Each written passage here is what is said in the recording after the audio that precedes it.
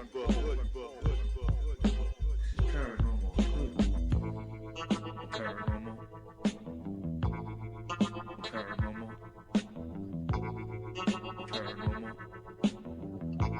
Paranormal Hood. Paranormal. Paranormal. Paranormal. Paranormal Hood. Paranormal. Paranormal. Paranormal. Paranormal Hood. Paranormal.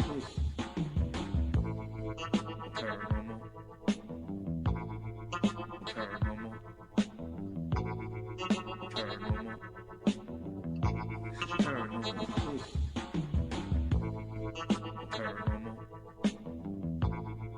Paranormal.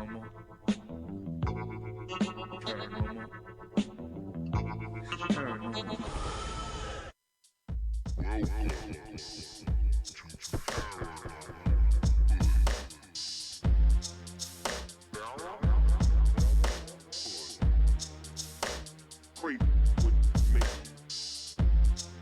Paranormal. Creep with me. Creep with me. Paranormal. Creep with me. Creep with me. Paranormal. Creep with me.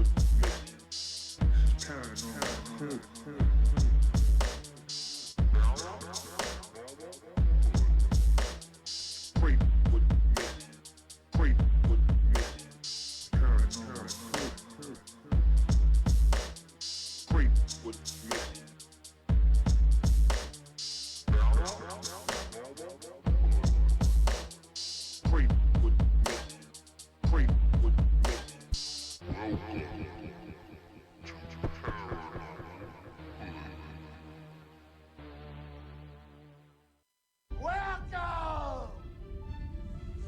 Paranormal Hood.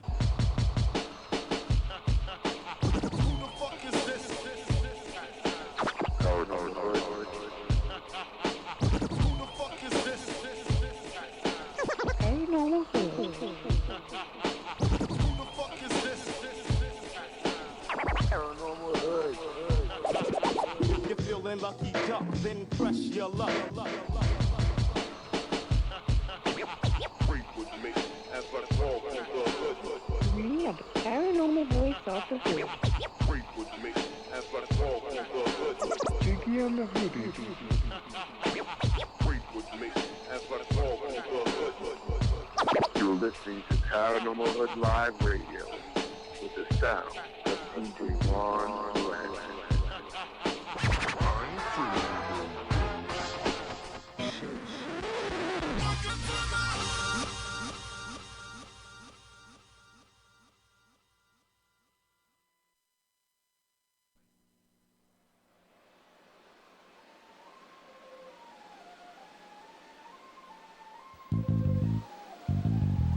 Paranormal Hood. This is Paranormal Hood. Jiggy and the Hoodie. Ain't afraid of no ghosts. Creep with me as I crawl through the hood. Paranormal, baby. That's how we doing it, Paranormal Hood. Paranormal Hood. Paranormal Hood.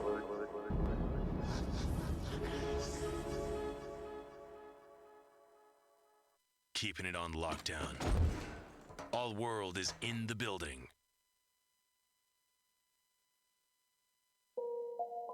Welcome to my hood. Where ain't nothing normal. You can take a walk in my hood. Where everything paranormal. Everything paranormal.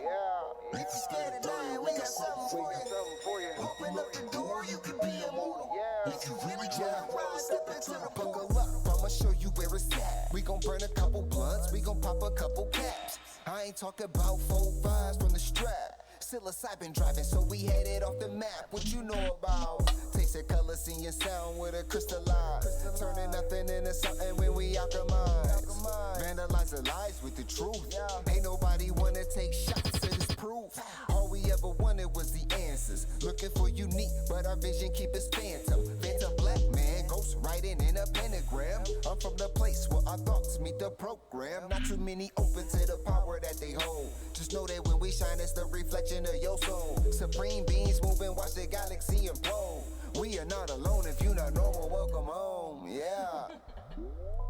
Welcome to my hood. Where ain't nothing normal. You can take a walk in my hood. Where everything paranormal. Everything paranormal. If you're scared of dying, we got something for you. Open up the door, you can be immortal. If you really trying to rise, step into the portal. I gotta hold on to this feeling.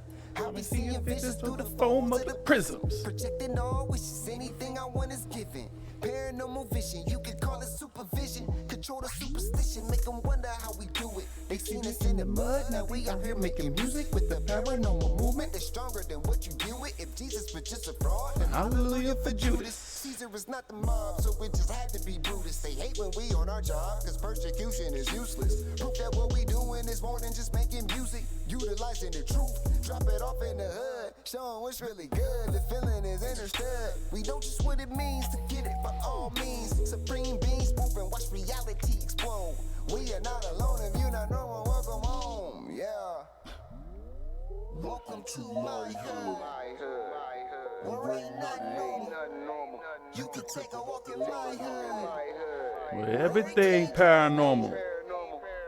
Everything's paranormal.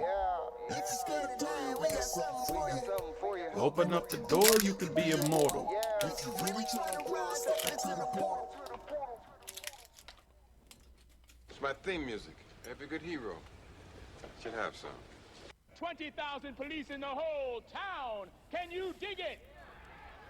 Can you dig it? Can you dig it?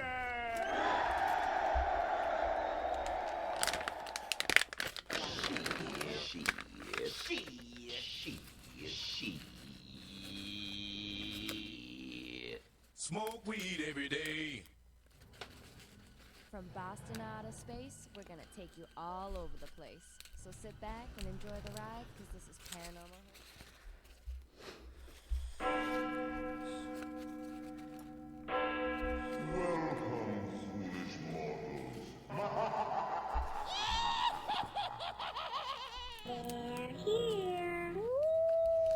All right, y'all, you ready? The crazy train's leaving the station. Who's got a ticket? Let's go.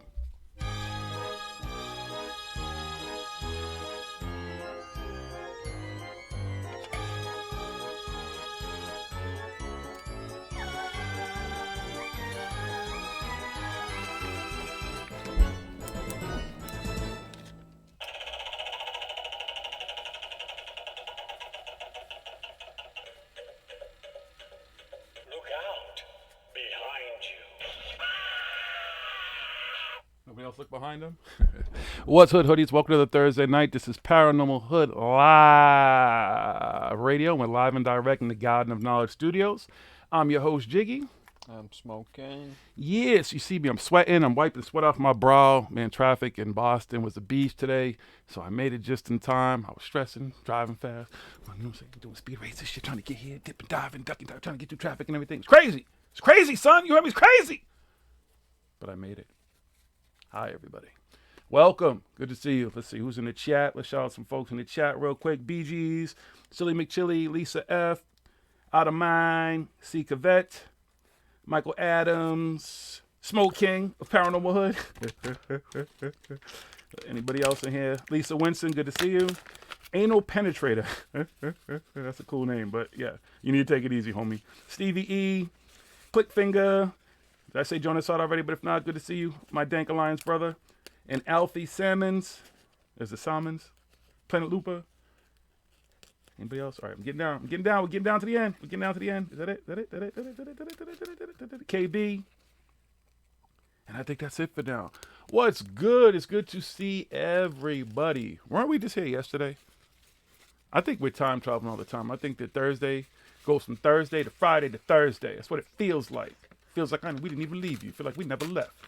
Although I'm wearing different clothes and so is he. Shaved and everything. So, but it just feels like we've been here the whole time. But yeah, it's good to be back. Good to be here. Good to be with you folks. Things is changing. The weather's about to change. But it's okay. Fall. apple picking, the leaves, all the good stuff that happens. Halloween. You know, for all you fuckers, I'm going to tell you, I love Halloween too. It's a cool time of year and everything, especially as a paranormal investigator. But if y'all don't stop that fucking countdown to Halloween shit, countdown to Christmas shit, countdown to everything shit, just fucking enjoy the moment, man. Enjoy the time you have. Especially if you live in New England. There's no fucking way you should be worried about the fall or the fucking winter when you literally get pretty much 2 good months of summer.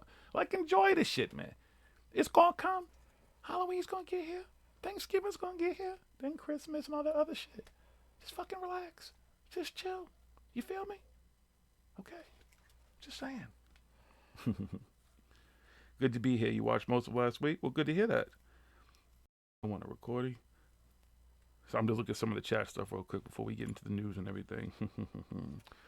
But yes, all right, so that's what we're going to do, folks. We'll kick the show off the normal way. Tonight we're going to do hot topics, open topics. Michael Adams, you already had asked something, so please feel free to bring that up again later when we just start talking about everything that we talk about. You know how we do. And we'll look in the chat to see what you guys are talking about, too, and try to answer any questions, comments, concerns, or any topics that you might want to address that we may or may not have some knowledge of.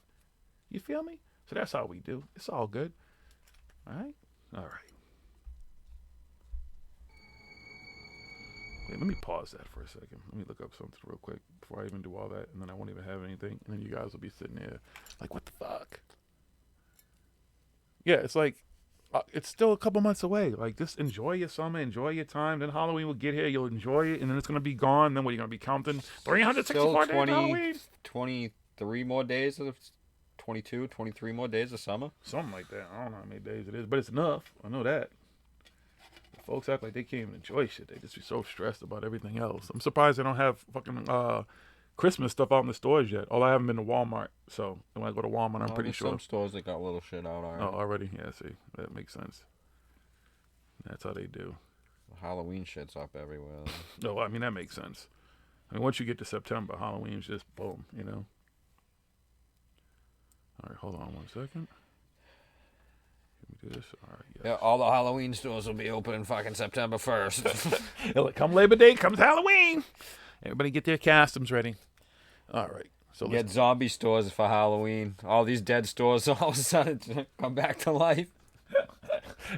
That's what they do now. They're just pop-ups. They're pretty much just pop-ups. The Halloween store is a pop-up store now. The Christmas store, other than like the Christmas tree shop we have here, because I don't know if they have them anyplace else but New England, but like the Halloween stores and stuff are literally pop-ups. Yeah, all the costume stores and stuff, they just get like a 3-month lease. Yeah, and just keep it moving. I guess, I mean, that's a pretty, it keeps you from having to spend money all year round for a storefront you don't necessarily need, then have to figure out what you could, I mean, I guess you could go from like Halloween to Christmas to like Valentine's Day themes. You could do all that, but your inventory and stuff would be ridiculous and have to turn around and shit. So that's how they pretty much do things now. Who blames them? Hey, get in where you fit in. But all right, let's get into it. For those who don't know how the show works, we here at Paranormal Hood spend the 6 days between each show. What are we doing? Research. Looking for that weird, that strange, that odd, that different, that not necessarily mainstream news. That news could be here on Earth. And yeah, I said Earth. E-R-F. Earth. Take off Nerf and just take that off Earth. Or maybe it's up to the moon where I say Michael Jackson resides and he's about to do his nightly performance. Or maybe it's up to Mars, the supposed red planet. Or maybe it's somewhere beyond, somewhere far out in the vast reaches of space. But if it's out there and it's making any kind of paranormal news, we will find it. And we bring it to you every Thursday night on this segment of the show that we simply call Smoking's Paranormal News.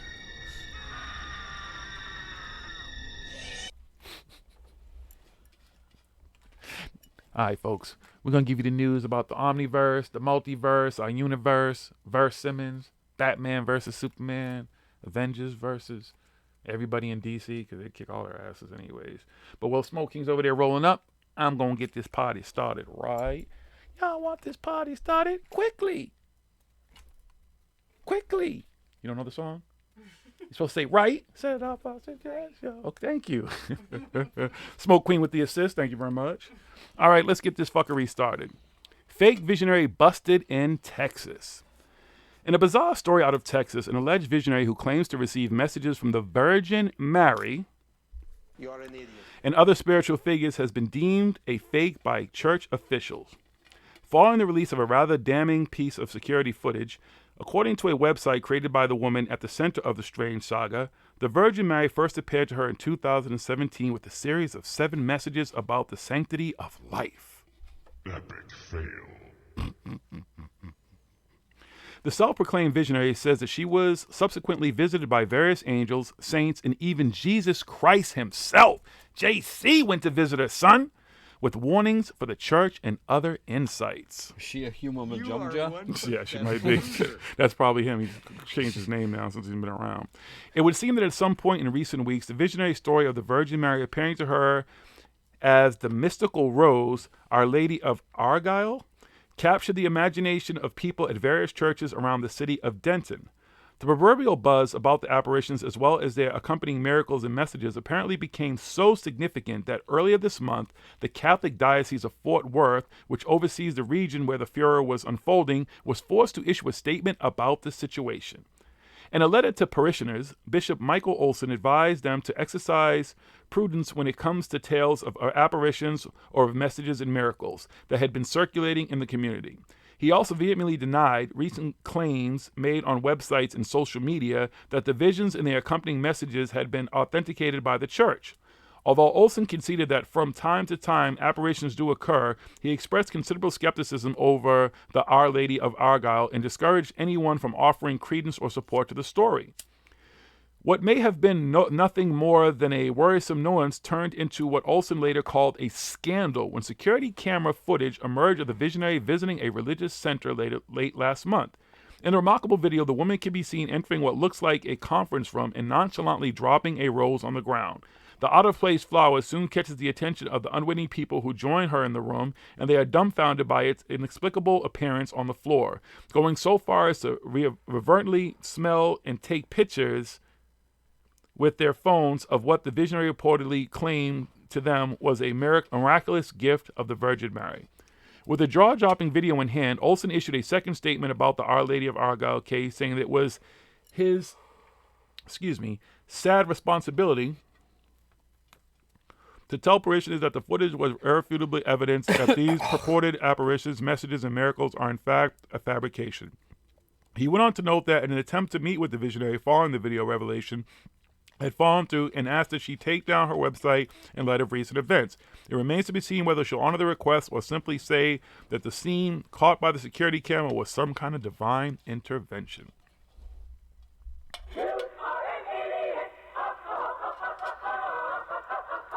I posted a video on our Facebook page. Most likely it's probably on Twitter too. Check out the video. It's actually, you can see this. You can see it like literally walking and just drop the fucking rose. And then she walks the other side, and people come in like, oh my God, it's a rose! Oh, I'm taking pictures and shit, acting like they're about to die and shit over it. Like, yeah, okay.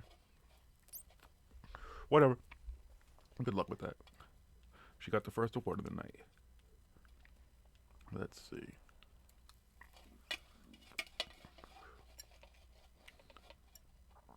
Give me a second, please, folks.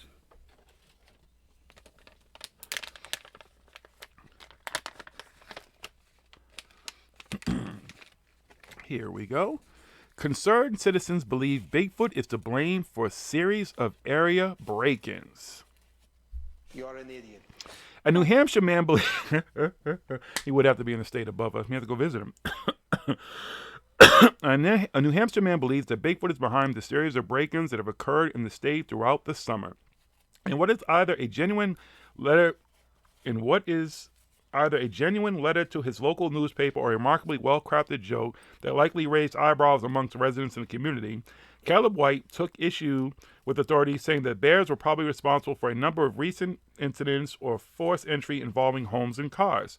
On the contrary, he declared, it is glaringly obvious that Bigfoot is the culprit. Epic fail. White went on to note a number of curious aspects of the cases which contributed to his cryptozoological conclusion. Specifically, he pointed to one particular incident involving a break-in at a shuttered ski resort known as Spruce Mountain, where traps were subsequently set and a bear was said to have been captured. However, the fact that another mysterious forced entry took place shortly thereafter led White to posit that there is no way two bears thought to do the exact same thing 2 times in a row. Regarding the vehicle break-ins, White argued that bears cannot easily open, yes they can, easily open car doors because they do not have opposable thumbs. They see them do it all the time. Lions open the fucking car doors with their mouths. It happens all the time. All the time. Go fucking look at the internet, whoever wrote this fucking article. You're a fucking, here, I'm going to give you one. You don't need opposable thumbs to open car doors. The Sasquatch, on the other hand, does. Depends on what kind of car door it is. Yo, but hold up. According to him, though, the Sasquatch, on the other hand, does, because he's obviously seen so many Sasquatches, he said, which allows the creature to open doors like humans. White also observed that there were no scratches on the cars, which he found to be incongruous, with the bear hypothesis because their claws would easily take the paint off of a vehicle, unlike the more precise Bigfoot, which would not leave behind such damage. Perhaps the most amazing part of White's letter is his assertion that the absence of Bigfoot on the list of suspects is not merely an oversight on the part of disbelieving investigators, but a full-blown conspiracy. The presence of Sasquatch, he wrote, is covered up by fish and game officials. Unfortunately, White does not take his theory any further than that. Though one may surmise that his contention is that authorities do not want to alarm the public by telling them that Bigfoot might break into their cars or homes.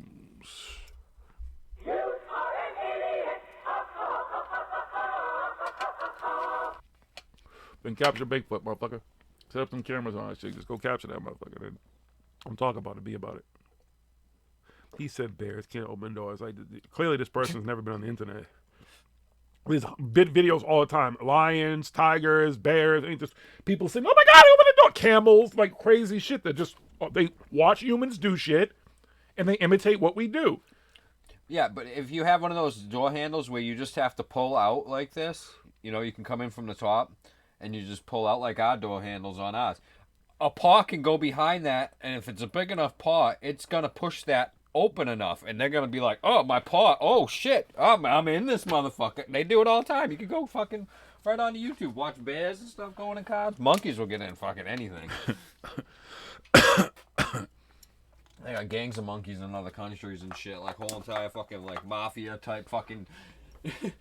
You come to my jungle. Groups of monkeys and shit. You pay a tax when you come to my jungle, okay? You come here, you gotta pay some money, motherfucker. You wanna come to my jungle? All right. We kind of talked about this a little bit, but let's cover it fully. Anomaly hunter spots massive face in Antarctica via Google Earth. An anomaly hunter scoring Google Earth for unusual sites stumbled upon a curious spot in Antarctica which gives the legendary face on Mars a run for its money. The weird find came in light on August 20th when it was posted on the Instagram account UFO Scandinavia. While looking at Google Earth images of Antarctica, the researcher noticed what appears to be a rather sizable face standing out amid the frosty mountain terrain. Sporting what seems to be a proportionate set of eyes, a nose, and a mouth, the eerie visage has captured the imagination of conspiracy theorists who contend that Antarctica is home to all manner of esoteric secrets, like Fartin 1 and Fartin 2 and Corey Good and everybody and Emery Smith. They've all been there. They're all hanging out there. They're having parties there, man. Numerous observers were quick to note that the potential face bears an uncanny resemblance to the famed face on Mars that is said to sit in the Cydonia region of the Red Planet and was first photographed by the NASA's Viking 1 back in 1976. While one can be forgiven for thinking that the Antarctic face is a clever photo manipulation, a quick check of Google Earth indicates that indeed it can be found at the coordinates. And I did tap on and look at their coordinates, and you can see it. I don't know what that means because I did it via their link, so I would have to go to Google Earth and do it outside of their link just to make sure. But according to that Google Earth, it does appear to their link. Although the anomaly is genuine in the sense that it was photographed by Google Earth, skeptics will undoubtedly say that the face is simply a case of pareidolia and not a mysterious, long-lost monument hidden beneath the snow. What's your take on the strange discovery uncovered by the anomaly hunter? It doesn't say who it is either, so I don't know if it was our boy. Maybe he just got tired of us talking about him and getting fucking hit with the fucking stupid award. But have you seen it? I mean, it could be anything. So I guess you see what you want to see when you want to see it. But I'm going to give you all an award too. Fuck it.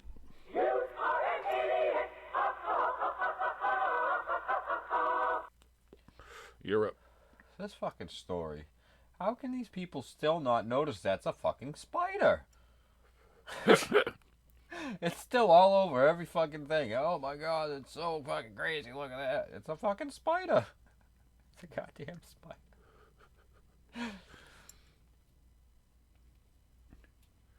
I'm trying to fool you.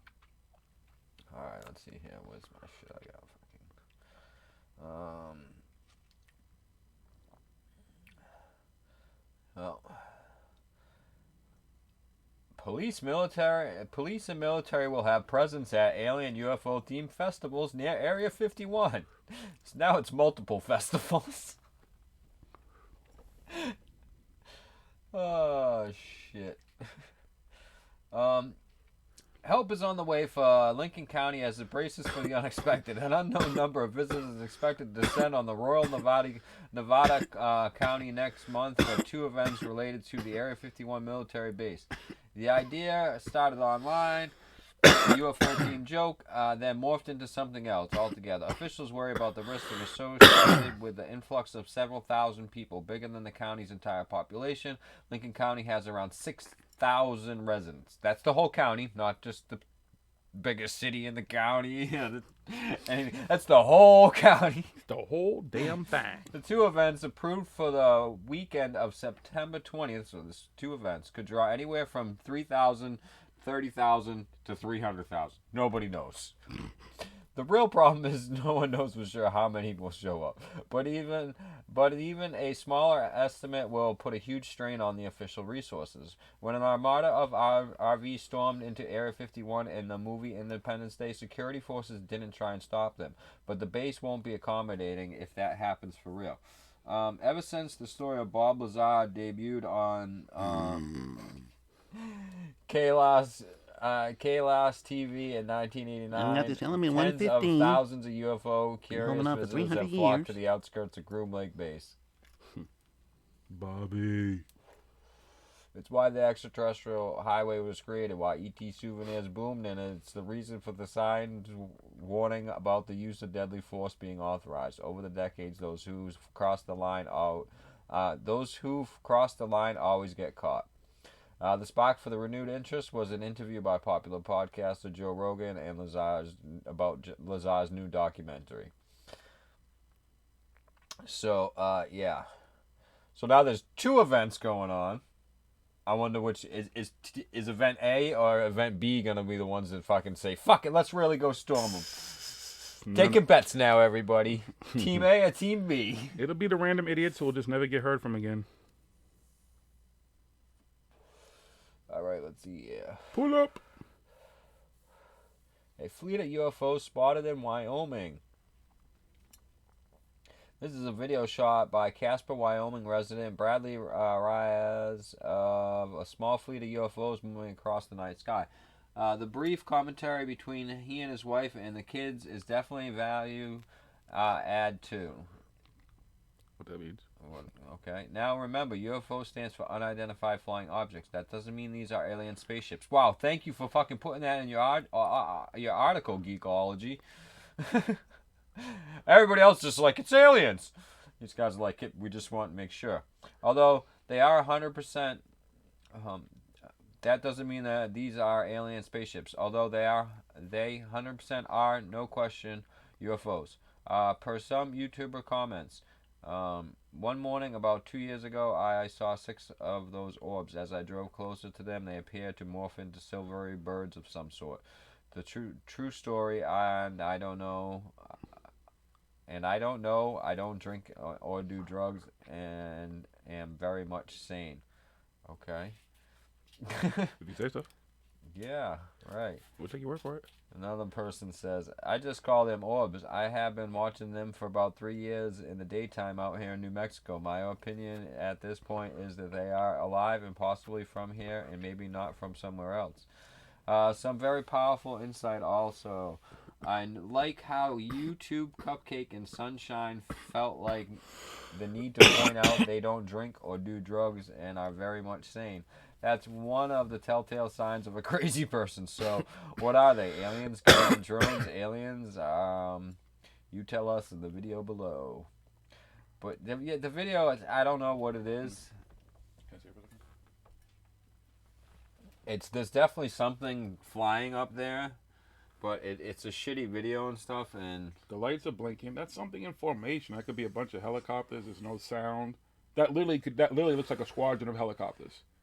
Because of the rate that they're moving, it could be. They're not moving fast. The lights are blinking. A typical pattern. It looks like a squadron of helicopters. They have exactly. You could see that it's hard to tell the lights and stuff, but when you can see the light, you could tell they're marker lights and stuff.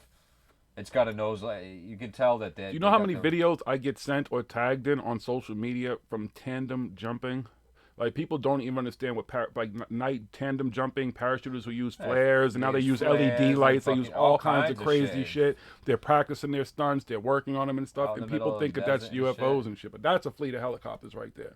That person probably lives close to a military base and just doesn't, yeah, you see them all the time. Duh. Or is just somebody who wants to make something out of nothing, whatever.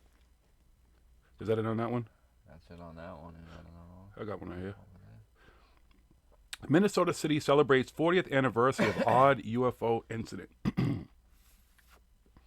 Hundreds of people gathered at a museum in a small Minnesota city on Tuesday evening to commemorate the 40th anniversary of a noteworthy UFO event in which a mysterious glowing ball of light smashed into a deputy's patrol car. The case, which is fairly well known in UFO circles, occurred on August 27, 1979, when Marshall County Deputy Val Johnson was out on patrol in the early morning and spotted a puzzling light off in the distance standing out amongst the darkness in a remote rural region of the state. Curious of what the oddity might be, the deputy drove over to investigate and eventually reached the inexplicable light, which was about a foot in diameter and hovered a few feet above the road. At that point, the situation took a harrowing turn as, according to Johnson, the anomalous object went at the car, smashing into it and engulfing the vehicle in light. The collision caused considerable damage to the windshield and headlight of the patrol car, while also bending two antennas attached to the vehicle. Perhaps the most fantastic aspect of the case was the clock in the car and Johnson's watch both stopped for 14 minutes, seemingly as a result of the strange encounter. The deputy also passed out for around a half hour after the collision and suffered burns to his eyes and face that one doctor likened to a welder's burns. A subsequent examination of the vehicle by the Ford Motor Company left their experts baffled as to what could have caused the damage to the car. The case garnered considerable publicity at the time, and Johnson even wound up appearing on Good Morning America to discuss the experience a few weeks after it happened. And as one can imagine, the encounter was of particular interest to UFO researchers due to the deputy's respected position in the community and the very visible damage that was apparently caused by the mysterious craft that struck the vehicle. To this day, Val Johnson incident is considered one of the touchstones UFO cases of the 1970s. An amazing testament to just how seriously Johnson's encounter was regarded at the time, the damage to his car was never repaired and the vehicle was eventually put on display at the Marshall County Historical Society Museum in the city of Warren, where it is said to be the site's most popular attraction. I can imagine. Have you ever heard of Warren before? It was there that over 300 people from throughout the area celebrated the 40th anniversary of the incident this past Tuesday. According to a local media report, Johnson himself was unfortunately not in attendance, as he largely stopped discussing the case a few years after it happened, save for a rare interview a few years ago. While Johnson may not have been on hand at the festivities, one key witness to the case was at the event.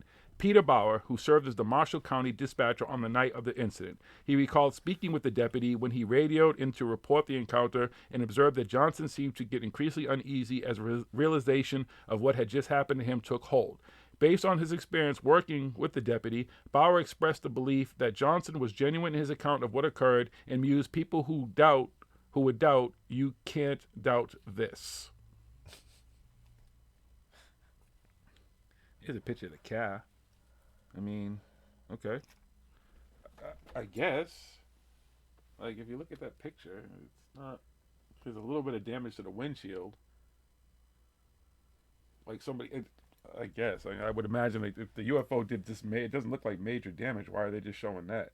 And like a person could, right, like bat. a baseball bat. Literally, that's what it looks like right there in the middle. So this dude was out there doing some shady shit, and or he came across the fucking military test and some shit, and that's why they was like, listen, stop talking about it and move on. That's it. But whatever, anything's possible. All right, let's see here. Bigfoot bandits steal a 6-foot-tall Sasquatch statue in North Carolina. Okay. Authorities in North Carolina have become proverbial Bigfoot hunters after someone stole a rather sizable Sasquatch statue from outside the offices of a landscaping company. In a post on their Facebook page this past Saturday, the Avery County Sheriff's Office asked the public for any information they might have about a 6-foot-tall depiction of the cryptid that went missing sometime during the previous night. Based on the size of the statue, which weighs a hefty 180 pounds, it seems likely that the heist was the work of more than one individual. One of the owners of the landscaping company, Terry Brewer, told the New York Post that they were shocked by the heist. We've never had any problems here before, and had never even considered the possibility that the unsecured statue would be taken. With the school year just getting started, at a couple of nearby colleges, she theorized that the Sasquatch may have been stolen as part of a prank by some students, and hopefully they'll bring it back before they get in trouble. And that's it. So if you're in the North Carolina area, and you know who's got that mission? Tell him to give it back. Statue. Just take a picture of it. Send it to me first. But then give it Smoke back a to blunt the with people. him. I mean, You can say you smoked a blunt with that's really Bigfoot. fucked up. Taking somebody's Bigfoot statue. I mean, I'd be pretty pissed if somebody took my Bigfoot statue. Yeah, you got to get your own, my brother. Just bring it back to him. Just put it Give back. the Go in the statue middle of the back. night. Just put it back, right back where you found it. Give There you this go. statue back. But take a picture Yeah. of it and send it to me first. I'd like to see that, though. That'd be cool. Oh, yeah. Let's see. I think that's it. I got one I can jump in. Speaking of Bigfoot, couple films Bigfoot in Utah. The two Utes. An intriguing video posted online this week purportedly shows a couple encountering what they believe to be a Bigfoot as they were driving along a dark road in the mountains of Utah. As is often the case with possible footage of the famed cryptid, details surrounding the sighting are scant at best, with the identity of the witnesses as well as the precise location and date of the incident unknown at this time. Alas, the only information available about the video is that it was allegedly filmed recently in Utah. Murky origins aside, the footage is fairly fantastic as far as the Bigfoot videos are concerned, since it features what seems to be a genuine reaction from the witnesses and a pretty good look at whatever it was they caught their attention. To that end, the video, it would appear that the couple had already seen something odd. A woman can be heard seemingly guiding the driver as a car along the road, saying, "Around this corner," I think, as if she is looking for something. Suddenly, as the car ambles along, they pass something on the side of the road and it exclaims, "Oh, look, right there, right there." After a companion confirms that he also just saw something strange, she tells him to back the car up, presumably to get a better look at the oddity. A subsequent snippet of the footage shows what looks like a bipedal creature of some kind standing between two trees and illuminated by the headlights of the car. Aside from the possibility that the video is a clever hoax, the prime suspects for the mysterious roadside anomaly are Sasquatch, of course, or a bear. Should it be the legendary cryptid, cynical skeptics will no doubt be delighted to know that Bigfoot lived up to its camera-shy reputation, as very little detail can be discerned from what was captured on film, with the beast more or less being rendered a blob squatch. Let's see, hold on. What did I just do? I just want to see a little bit of this video. And then we'll take a break. Play a couple songs.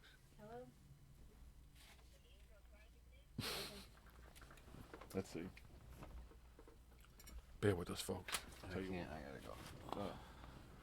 So let's see. I'm going on the road. Yo. Oh, look, right there. Stop. Back up. It was right there. I just saw it. Gosh.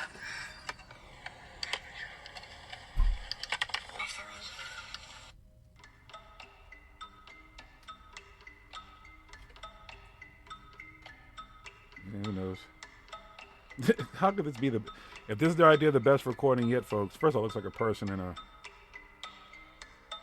I don't know. Whatever.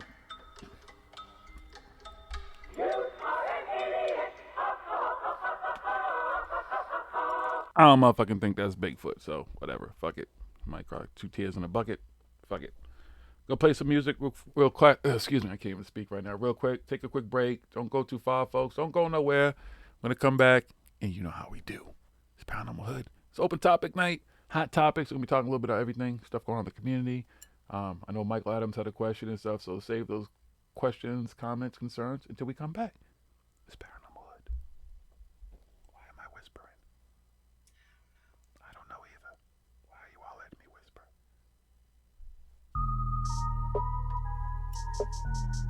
Yeah.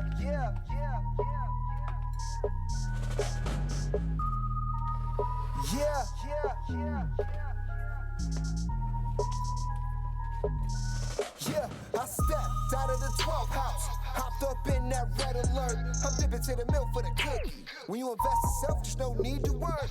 Pounds on pounds of the sticky herb. Off the earth, I can feed the herd. Turn a flower into power, now a phoenix burn. Leave life where my ass at. Dark matter in my backpack, yeah. Crystallize 3 eyes. Every time I light fire to the earth. Calling the kush guys. Get blessed by a bush on fire. Help a sheep seek warmth in this cold empire. She drop bands when she bloom in the dark room. Hip house coming real soon. Aroma made me float like a cartoon. Mary got him hooked like a harpoon. And that's real. Watch me farm the land for my meals. So reap these bands by sowing this kill. And grow this love to change how you feel. I'll show you the secrets and point to the enemy. They got the poison and I got the remedy. No stopping this energy. Move like a centipede. Why die? I'm too high off the memory. Expanding all of my chakras. When I fire up on this ganja plan, no need for scripts or a doctor. My homeboy's a spirit tech. Watch you power up on that fire aqua. Blue cook all of my eye drops. That straight bliss. That program aqua. Nigga, you beat till my iPod. I got marijuana, pounds of that real OG. See, we ain't nothing but some fugitives riding around like fuck the police. Making time stop through your 5x9s. I got 9 guys with their eyes out. Fire all in my spine, them boys get burnt. Try and get up in my house. I got marijuana, pounds of that real OG. See, we ain't nothing but some fugitives riding around like fuck the police. Making time stop through your 5x9s. I got 9 guys with their eyes out. Fire all in my spine, them boys get burnt. Try and get up in my house. I got marijuana, pounds of that real OG. Yeah, I've been off on that psilocin. Now I'm about to turn up in OT. See, we ain't nothing but some fugitives riding around like fuck the police. Making time stop through your 5x9s. I got 9 guys with their eyes out.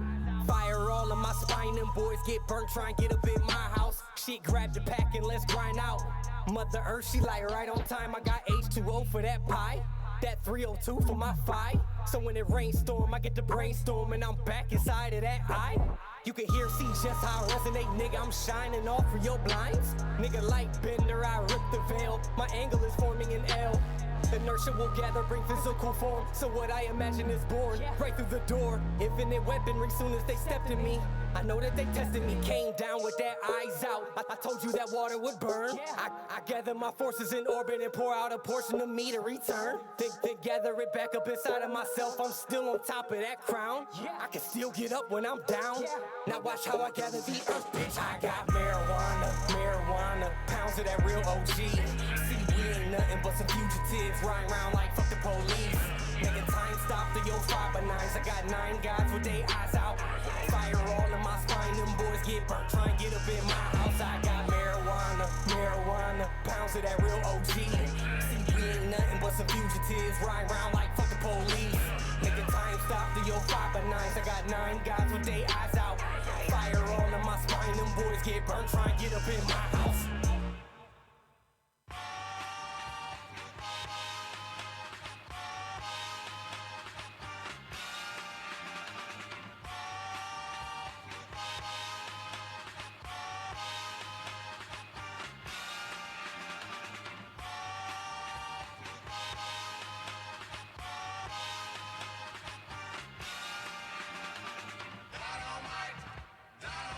Yeah. They want that dope man. So here we go, you got me open. Anything that I ingest in through the mind, go out through the iris. Reality get time bent. You wanna go where I went? I can still feel heat from the blacktop burning off unseen memories. Got me lit like a matchbox. Really, I was in a room with a pen and a pad, tripping on shrooms. Seeing how the mind do when it's trapped in the cube. You know how I go when it's back to the root. That shit feel. Motherfucker, I'm. Yeah, don't get shit twisted. See, I still get enough wetness from the rainfall to inject every section. Resurrect every blessing of the pain. My connection is collective, universe on my inside. Come and ride with the wind one time. I will never die, why pretend? Tryptamine dripping out my eye. Yeah, that blank mind state is a boom. I gather the spectrum and vibrate the color. Kundalini up out the gutter. What up? Listen to the word that I utter, motherfucker, I ain't.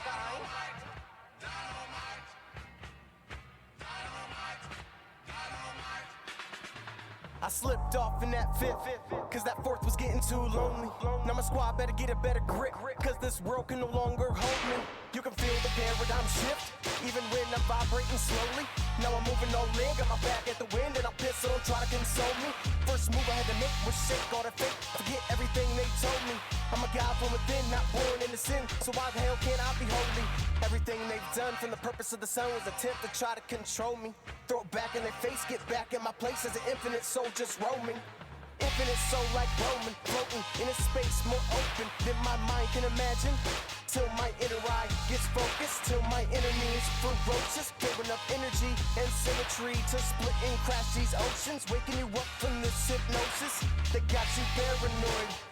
Watching that time swing, so I'm here to fill that void and make that mind blink. Sophisticated savage, still pumping out these classics through these frequencies. We blast and changing the mind of all the masses. Let's go. But they want that dope man. They want that mistletoe man. So watch me deliver the present like the future's hopeless. I'm rapping all these worlds. Come step into my realm.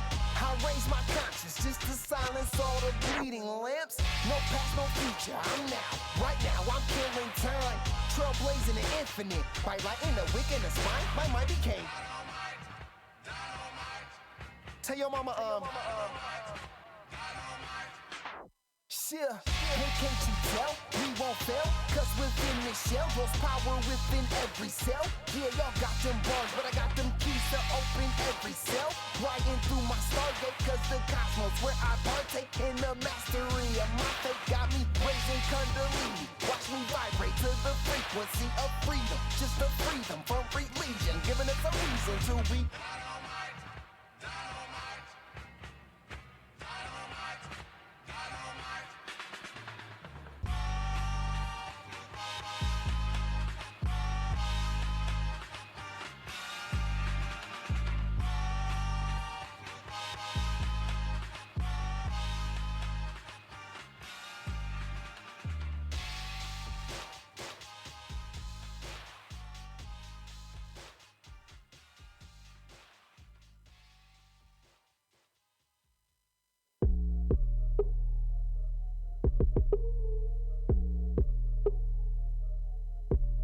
Yo, this is a higher dimension, they better get with it. I turn all them circles to helixes. I turn all them ashes to phoenixes. Lay waste to the factors who packing compassion, cause without the action it's meaningless.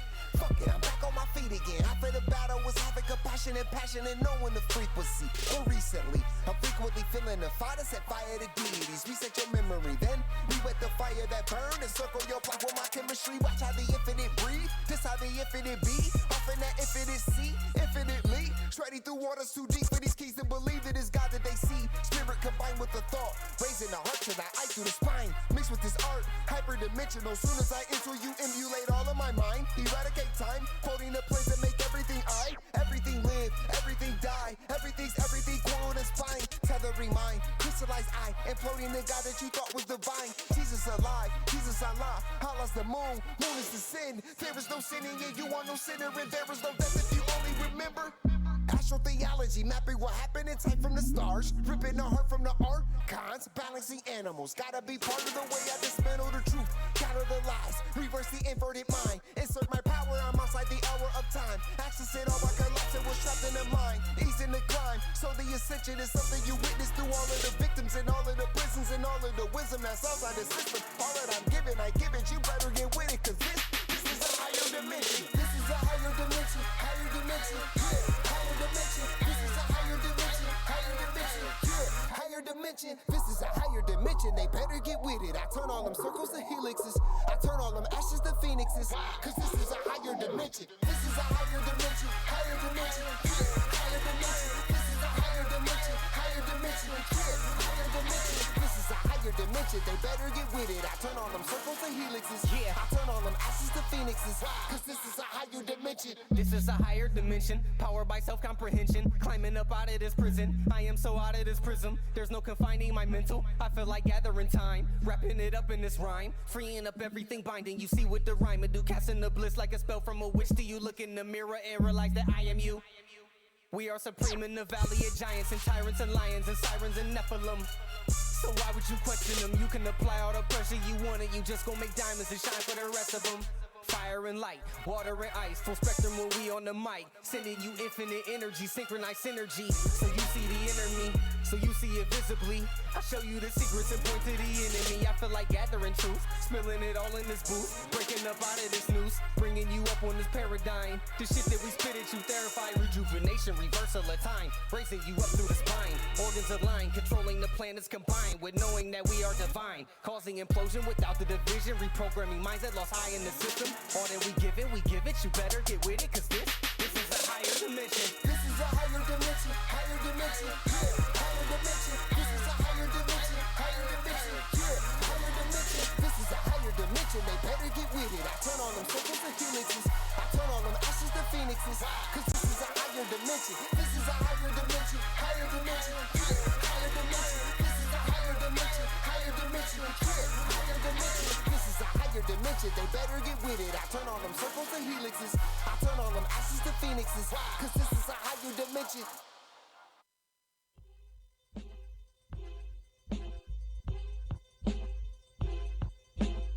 Creep with me as I crawl through the hood.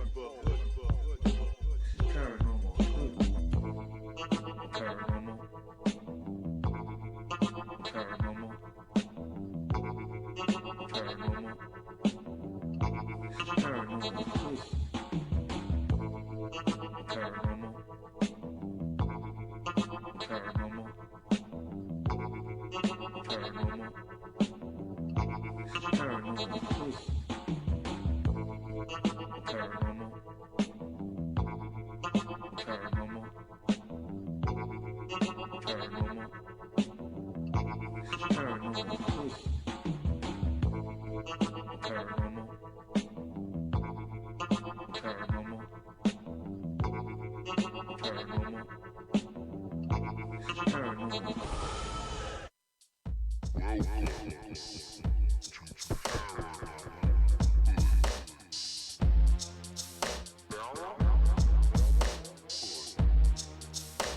Creep with me.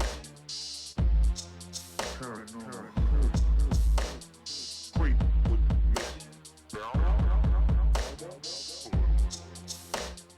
Creep with me. Creep with me.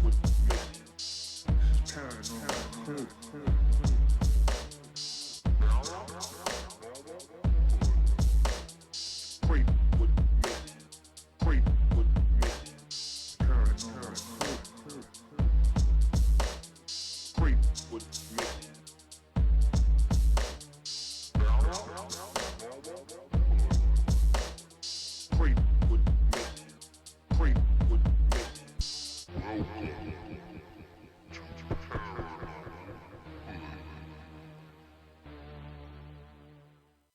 Welcome to Paranormal Hood. Who the fuck is this? Paranormal Hood. Who the fuck is this? Paranormal Hood. Who the fuck is this? Paranormal Hood. If you're feeling lucky, duck, then press your luck. Creep with me as I crawl through the hood. We are the paranormal voice of the hood. Creep with me as I crawl through the hood. Jiggy and the Hoodie. Creep with me as I crawl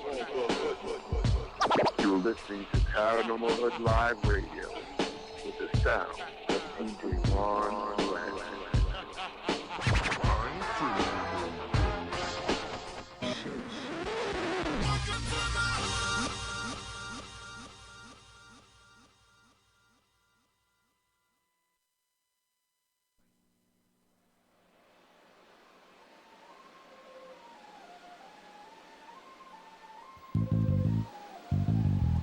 Paranormal Hood. This is Paranormal Hood. Jiggy and the Hoodie. Ain't afraid of no ghosts. Freak with me as I crawl through the hood. Paranormal, baby. That's how we doing it, Paranormal Hood. It's Paranormal Hood. Paranormal Hood.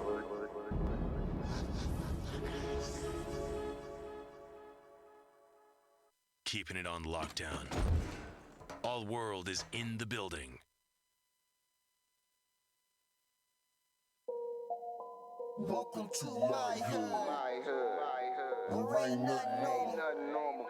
You can take a walk in my hood. Where everything paranormal. Everything paranormal. If you're scared of dying, we got something for you. Open up the door, you can be immortal. If you really try to ride, step into the buckle up. I'ma show you where it's at. We gon' burn a couple blunts, we gon' pop a couple caps. I ain't talking about 4-5s from the strap. Psilocybin driving, so we headed off the map. What you know about? Tasting color, seeing sound with a crystal eye. Turning nothing into something when we alchemize. Vandalize the lies with the truth. Ain't nobody wanna take shots to this proof. All we ever wanted was the answers. Looking for unique, but our vision keep us phantom. Phantom black man, ghost writing in a pentagram. I'm from the place where our thoughts meet the program. Not too many open to the power that they hold. Just know that when we shine, it's the reflection of your soul. Supreme beings moving, watch the galaxy implode. We are not alone. If you're not normal, welcome home. Yeah. Welcome to my hood. Where ain't nothing normal. You can take a walk in my hood. Where everything paranormal. Everything paranormal. If you're scared of dying, we got something for you. Open up the door, you can be immortal. If you really try to rise, step into the I gotta hold on to this feeling. I'll be seeing visions through the folds of the prism. Projecting all wishes, anything I want is given. Paranormal vision, you can call it supervision. Control the superstition, make them wonder how we do it. They seen us in the mud, now we out here making music with the paranormal movement that's stronger than what you deal with. If Jesus was just a fraud, then Hallelujah for Judas. Caesar is not the mob, so it just had to be Brutus. They hate when we on our job, cause persecution is useless. Proof that what we doing is more than just making music. Utilizing the truth, drop it off in the hood. Show 'em what's really good, the feeling is understood. We don't just what it means to get it by all means. Supreme beings moving, watch reality explode. We are not alone, if you're not normal, welcome home. Yeah. Welcome to my hood. Ain't nothing normal. You can take a walk in my hood. Where everything paranormal. Everything paranormal. If you're scared of dying, we got something for you. Open up the door, you can be immortal. If you really try to rise, step into the portal. It's my theme music. Every good hero should have some. 20,000 police in the whole town. Can you dig it? Can you dig it? Can you dig it?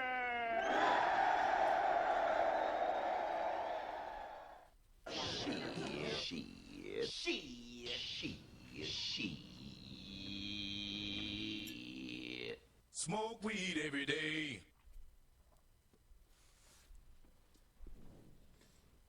What up, guys? It's Wiz, and welcome to Paranormal Hood Live. Hi, this is Jace, and you're listening to my favorite radio show, Paranormal Hood Live. This is Nick. This is Billy Carson, a.k.a. Forbidden Knowledge, and you're listening to Paranormal Hood Live Radio. They are the paranormal voice of the hood. Every now and then I got to play that one. You know how I feel about that. It's still hilarious that I have that drop. Isn't it hilarious, though, folks? Whoever knows the beef, you know what I'm talking about, right? It's all there, black and white, clear as crystal. You get nothing. You lose. Good day, sir. All right, y'all ready? We're back. All right, hold on.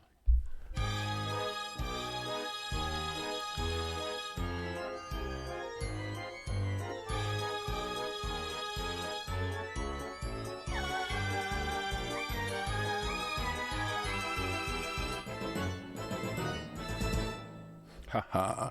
What's Hood Hoodies? Welcome back. This is Paranormal Live Radio. We're live and direct in the Garden of Knowledge Studios. I am your host, Jiggy. And I'm eating. That's right. Sorry, food happens. We got to eat. You know, this is live shit. This is real shit. We smoking, we eating, we doing what we do over here. It just be what it be. It is what it is. You feel me? All right? So roll with me. What's good to Bunya, Philip Blair? Let's see who else is in the chat real quick. Cool K, good to see you. Lisa Winson. Anybody else I'm missing in here? Enjoy being. Peace and love to you. Out of mind. YouTube PhD. Alfie Sam. Do I say it? Is it salmon? Salmon? Or Sam? Never mind.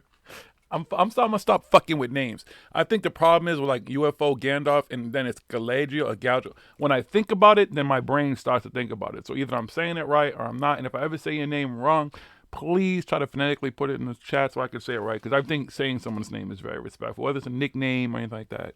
Because there's a lot of ways that people disrespect motherfuckers. And a lot of it has to do with names and how you say shit and stuff too. I don't like when nobody calls me bro. I'll be straight up honest with that. That was one of the big things listening to Uni, because he kept calling CW, bro. Yo, bro, listen, bro. Come on, bro. You understand, bro. No, I'm not your bro. I mean, we're brothers. This is my brother. You feel what I'm saying? He's not my bro. When people casually say shit like that, that's the sign of disrespect. Where's his bra? Hey, oh, yo, bra. No, well, it depends, because like What, look like a fucking bra? But it's a way it's said though, because my oldest friend, like I've known this kid, there's two kids that I grew up with who I've known my whole fucking life. So you're talking 49 years of friendship, literally. And one of them has always said it like that for some reason. It's just the way he said, "What's up, bro?" But it's like, okay, I guess that's his thing. But yeah, I get what you're saying. But I just said bro, like little bro, like casually, like, "What's up, bro?" I'm not your fucking bro. Like I don't know you. I'd rather you say, "What's up, brother?" Because that makes more sense to me. But I'm saying bro is something you like to somebody you know. For me, I don't know. That just sits with me the wrong way. It always has.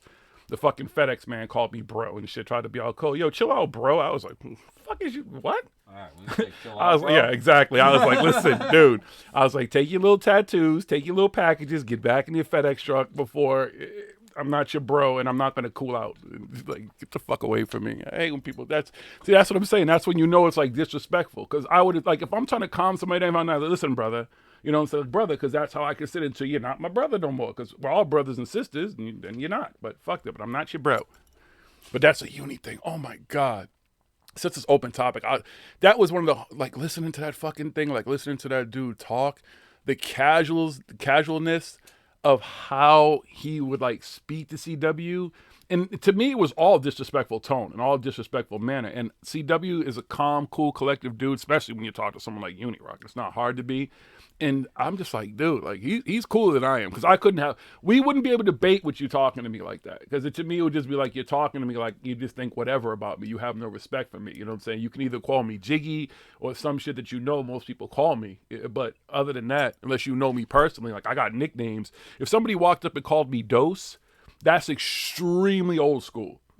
Like when I hear that in the hood, like when I hear that when I go and like when I'm around certain people or certain places and I hear that like out of nowhere, I'm like, that's somebody who's known me for a long fucking time. Like there's certain rapping nicknames I had, breakdancing nicknames and shit I had that certain people would know.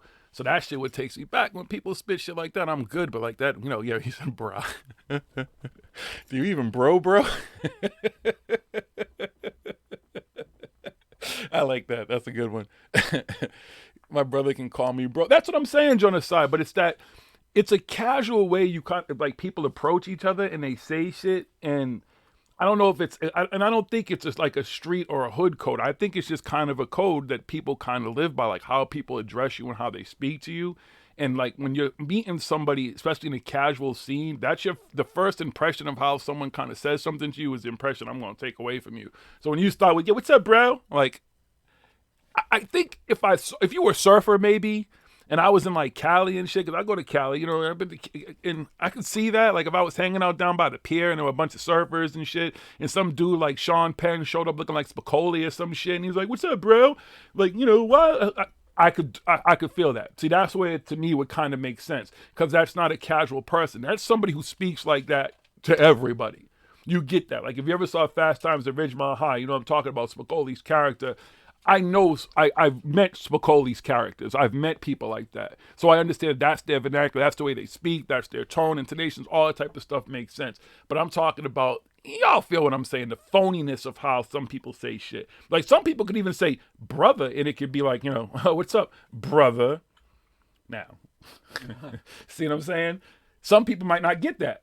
But as a black man, I'm going to take that a certain way. Feel what I'm saying? That's just the conversation of how you have with some people, their tonation, how they approach what they say it, because it's more like they're... Fucking Michael Adams. What do you say?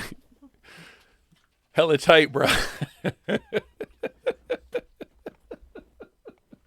I love it. But I've heard all that shit, though. It just depends on who says it. Because, like, hella... My wife hates those tight bras, too.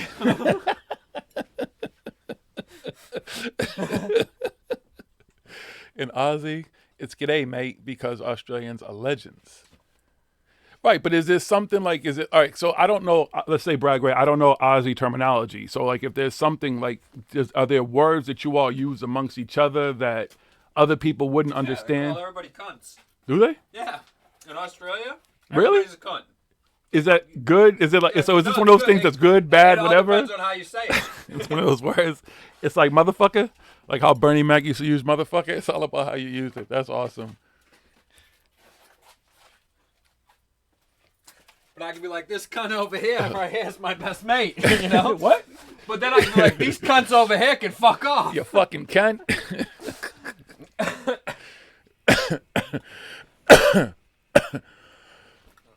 How can a hospital forget posts? Lisa, I didn't get to read everything that you wrote. I'll go back later and try to read it. But whatever, I'm glad that you're feeling better, and I'm glad you're here with us. And I hope that they sort you out. Bogans to them? What?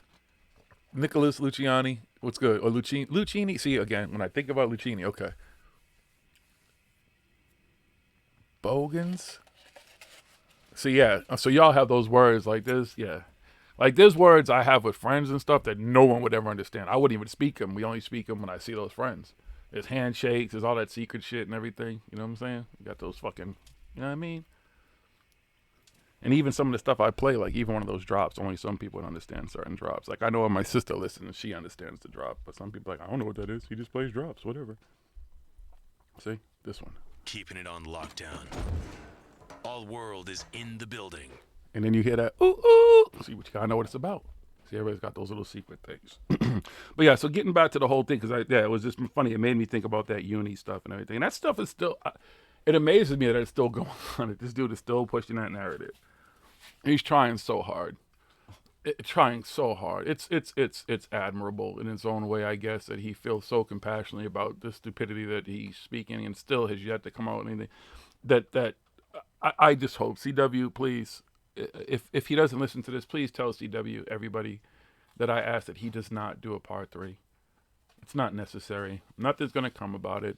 Either the dude is going to drop some information, which he still hasn't done. He keeps talking about Moabs and all this other. Just don't do it. No more. I don't want to hear him call him bro 300 more times. Bro. Come on, bro. You got to give me a chance, bro. I don't even listen to that dude enough to understand his voice, but it's annoying as fuck, and he just kind of repeats himself over and over again, and yeah. Do you guys use Wicked? Not often. It's not really one of those words that's like stuck in my vocabulary. It has to be something that that in a situation where I would use it, but not really. There are people who do, but that's like he said, like cunt, like the word cunt, like if I'm calling you a cunt, there's no love in there at all. It's just not. So there's some words that people use up here, like wicked. What else would be a Boston word that we use around here that they don't use? I don't know. Well, shit, we say everything pretty much, right? Maz, it's just slangs. That's right, Lisa. We say g'day in New Zealand more than Aussies. That's a Boston thing, right? Yeah, wicked. Yeah, but do you really hear anybody say wicked? You do? See, that's what I'm saying. I'm not around people who say wicked a lot. Like, I'm just not. Littles, is my sister there with you? Because I was just talking about something I played that only she would probably understand. But it's just funny. Or a certain pot. It's not certain parts of Boston. I don't know, because everybody in the state doesn't really have the accent. And then when you get closer to the city, like people who live in like Southie and like townies and shit and everything, like people who really like Dorchester and shit, like grow up in the fucking hood. Like, that's the thing, though. The Boston accent. It's only people who lived here for their whole lives, but a lot of people in Boston, they just moved here. Yeah, well, now, but yeah, you know what yeah, I mean? exactly, like back right. in, 20 years ago, yeah, it was way more popular to be. You'd walk in anywhere around Boston. Dude, it was wicked popular. Almost everybody had a Boston accent that you would hear, but nowadays it's just a mix of accents from all over the world and stuff. It's totally changed since what it used to be. That is funny that you say that, yeah. But to have this accent, you need to be born and raised here. Yeah, you know what I mean? It just fucking comes naturally. Now you probably have these fuckers who are walking around trying to learn it and shit. Like, there's you know how many people are probably doing like film studies here, like studying the Boston accent. Will it go obsolete? Uh-oh. See, that's part of gentrification. Supposedly like number 1 or 2 on the list of best accents. Really? I mean, New York's accents aren't. I mean, aren't that far off. Like the accent in Jersey, I think too, isn't. I mean, there's this kind of there's like a city kind of way that everybody kind of spoke, and there's just versions of it, you know. And then there's certain things like on Boston, you say on dogs, but in New York, it'd be like, you know, what do they say? Yeah, see, I don't forget what they say in New York, but in Boston, it'd be like on dogs, and people are like, what do you mean on dogs? Like, and if you're real serious, it's on dead dogs. Okay. That's when you know you're being real serious. You're not fucking around.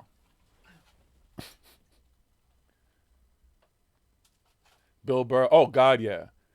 Bill Burr has it bad. I listened to his podcast. He's got it real fucking bad. But it's awesome because he really, I mean, you know where, like, you hear him and you know where the fuck he's from.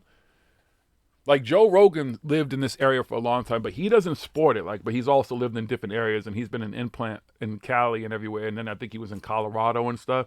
But when I listen to Joe Rogan, I don't hear it at all. But when you fucking listen to Bill Burr, it's like that motherfucker still. I mean, I know he probably hasn't lived here in a minute either, but he still fucking goes hard with it. Especially when you listen to him talk about sports. Oh my fucking God. But he's always a funny fucking dude. I will say this: if you want to hear one of the funniest Bill Burr fucking stand-up pieces ever, and it's just a short clip, go listen to the clip of him when he's in Philadelphia and he roasts the fucking crowd in Philadelphia for like 10 minutes. Roast the whole city of Philadelphia. The whole city. And in fucking Philadelphia, live, doing a fucking stand-up and roast the whole fucking, it is fucking insane. It's one of the funniest was he at? He was at the Eagles Stadium or whatever. I forget what it's called. And this is before, absolutely before the Super Bowl too, but it's fucking hilarious. Bill Burr was born and raised here and stuff. I think Joe Rogan moved here and he lived here for a while, and then he moved out and everything. But he did live for a lot of his younger, his childhood years and stuff in Boston. So that's why I don't think he doesn't have the Boston accent like we do. And Bill Burr definitely, because he was born and raised here. We were born and raised here. That's what I'm saying. Like you have to be born and raised here, or you have to live here for a really long time, like 20 years, for it to, I'm just looking at some of the chat. So see, like, mate is something somewhere else, and you're calling somebody a domestic worker. YouTube PhD, I don't see. Where are you from? I'm sorry, I don't know if you put it in there. I didn't see it. I'm trying to scroll back, but I'm just trying to get a fix on all these different accents and stuff. You got a friend who grew up in Maine with a strong New England accent. But what do you consider? See, that's what I'm saying. Like, what's a New England accent? I can't. Is there a difference between, like, what's a New England accent? Is that the people who kind of have that, they talk like the dude in fucking Jaws and shit? I remember back in the day. You ever see Jaws? No, it was the fucking guy, the guy who hunted the shark, the way he talked. Oh, and then I went down. And I don't know. What's the New England accent? See, I just know the Boston accent. I don't even. The Wicked of Oz is wicked. And no, we don't park cars in Harvard Yard. Nobody parks their cars in Harvard Yard and stuff, and maybe the Harvard police and some food trucks. That's about it. Okay, occasionally they may have some maintenance workers in there, but nobody. And just so you know, when they came up with that fucking thing so long ago, made no sense because they had horse and buggies. That's what Harvard Yard used to get posted. They actually used to pull horse and buggies up in there, but not cars. Okay, just want to always clear up that. Okay, need to know that. And I don't eat fucking clam chowder either. I don't. I need some corn chowder, some potato chowder, but no clam chowder, and no fish chowder. Dingleberry. Okay, dingleberry is the stuff in your, like, when it gets cut in your ass hairs. Yeah. That shit in your ass hairs. So, wait, dingleberry is your favy fluid? I always thought Boston accent was just no R's. Hey, we say Rhode Island. We say road. 16 bars. That's right. You didn't have any pop. What the fuck is pop? Soda. Ooh, oh. Pop. Some people used to call fucking all soda tonic, which doesn't make sense because tonic water is different. Yeah. My dad said tonic. Yeah, they used to say tonic, and I'm like, but tonic water is like something completely different. It's nasty too. They say pop in Michigan and stuff in the Midwest. It depends on where you are. Did they prove Oz wasn't a hoax? And Michael Adams, if you're still in here, what was you had a question earlier. I wanted to go back to it. We're gonna address it now. And somebody brought up the Wilson files too. I haven't heard shit about that. It was like a case that I heard about for like 3 seconds and I didn't hear about it anymore.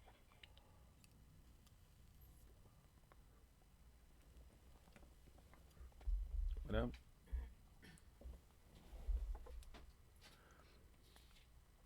Yeah, it depends on the word, James Harrison.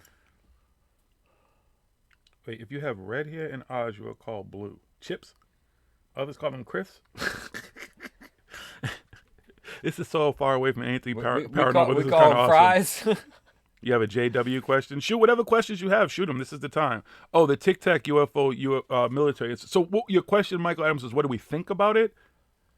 Because, I mean, we've talked about all this stuff. Because, I mean, that's fucking the basis of Tom DeLonge's whole thing. One of them. Isn't that? One of them is the one that turned out to be a #1 balloon. But when it comes to anything that's unidentified, even when the military or whatever puts it out, because I know the whole thing is the Navy's videos, all these different videos and stuff. The problem with it is that, again, drones, different technologies, other countries' technologies. We don't know what China, any of these countries are capable of. You have Air Force, the Navy, you have the Army. They compete against each other. They don't tell each other what the fuck's going on. But they also don't tell their pilots everything that they're going to encounter. One of the best ways to test your pilots to see how your pilots would respond to seeing something like that, if you're going to try to use it against the enemy, would to see how your own pilots would respond to it first. So who do you think they would test that shit past? Well, how does it do against our own planes? Can our pilots catch it? Can our pilots see? Is our radar going to test? They're going to test that shit out themselves.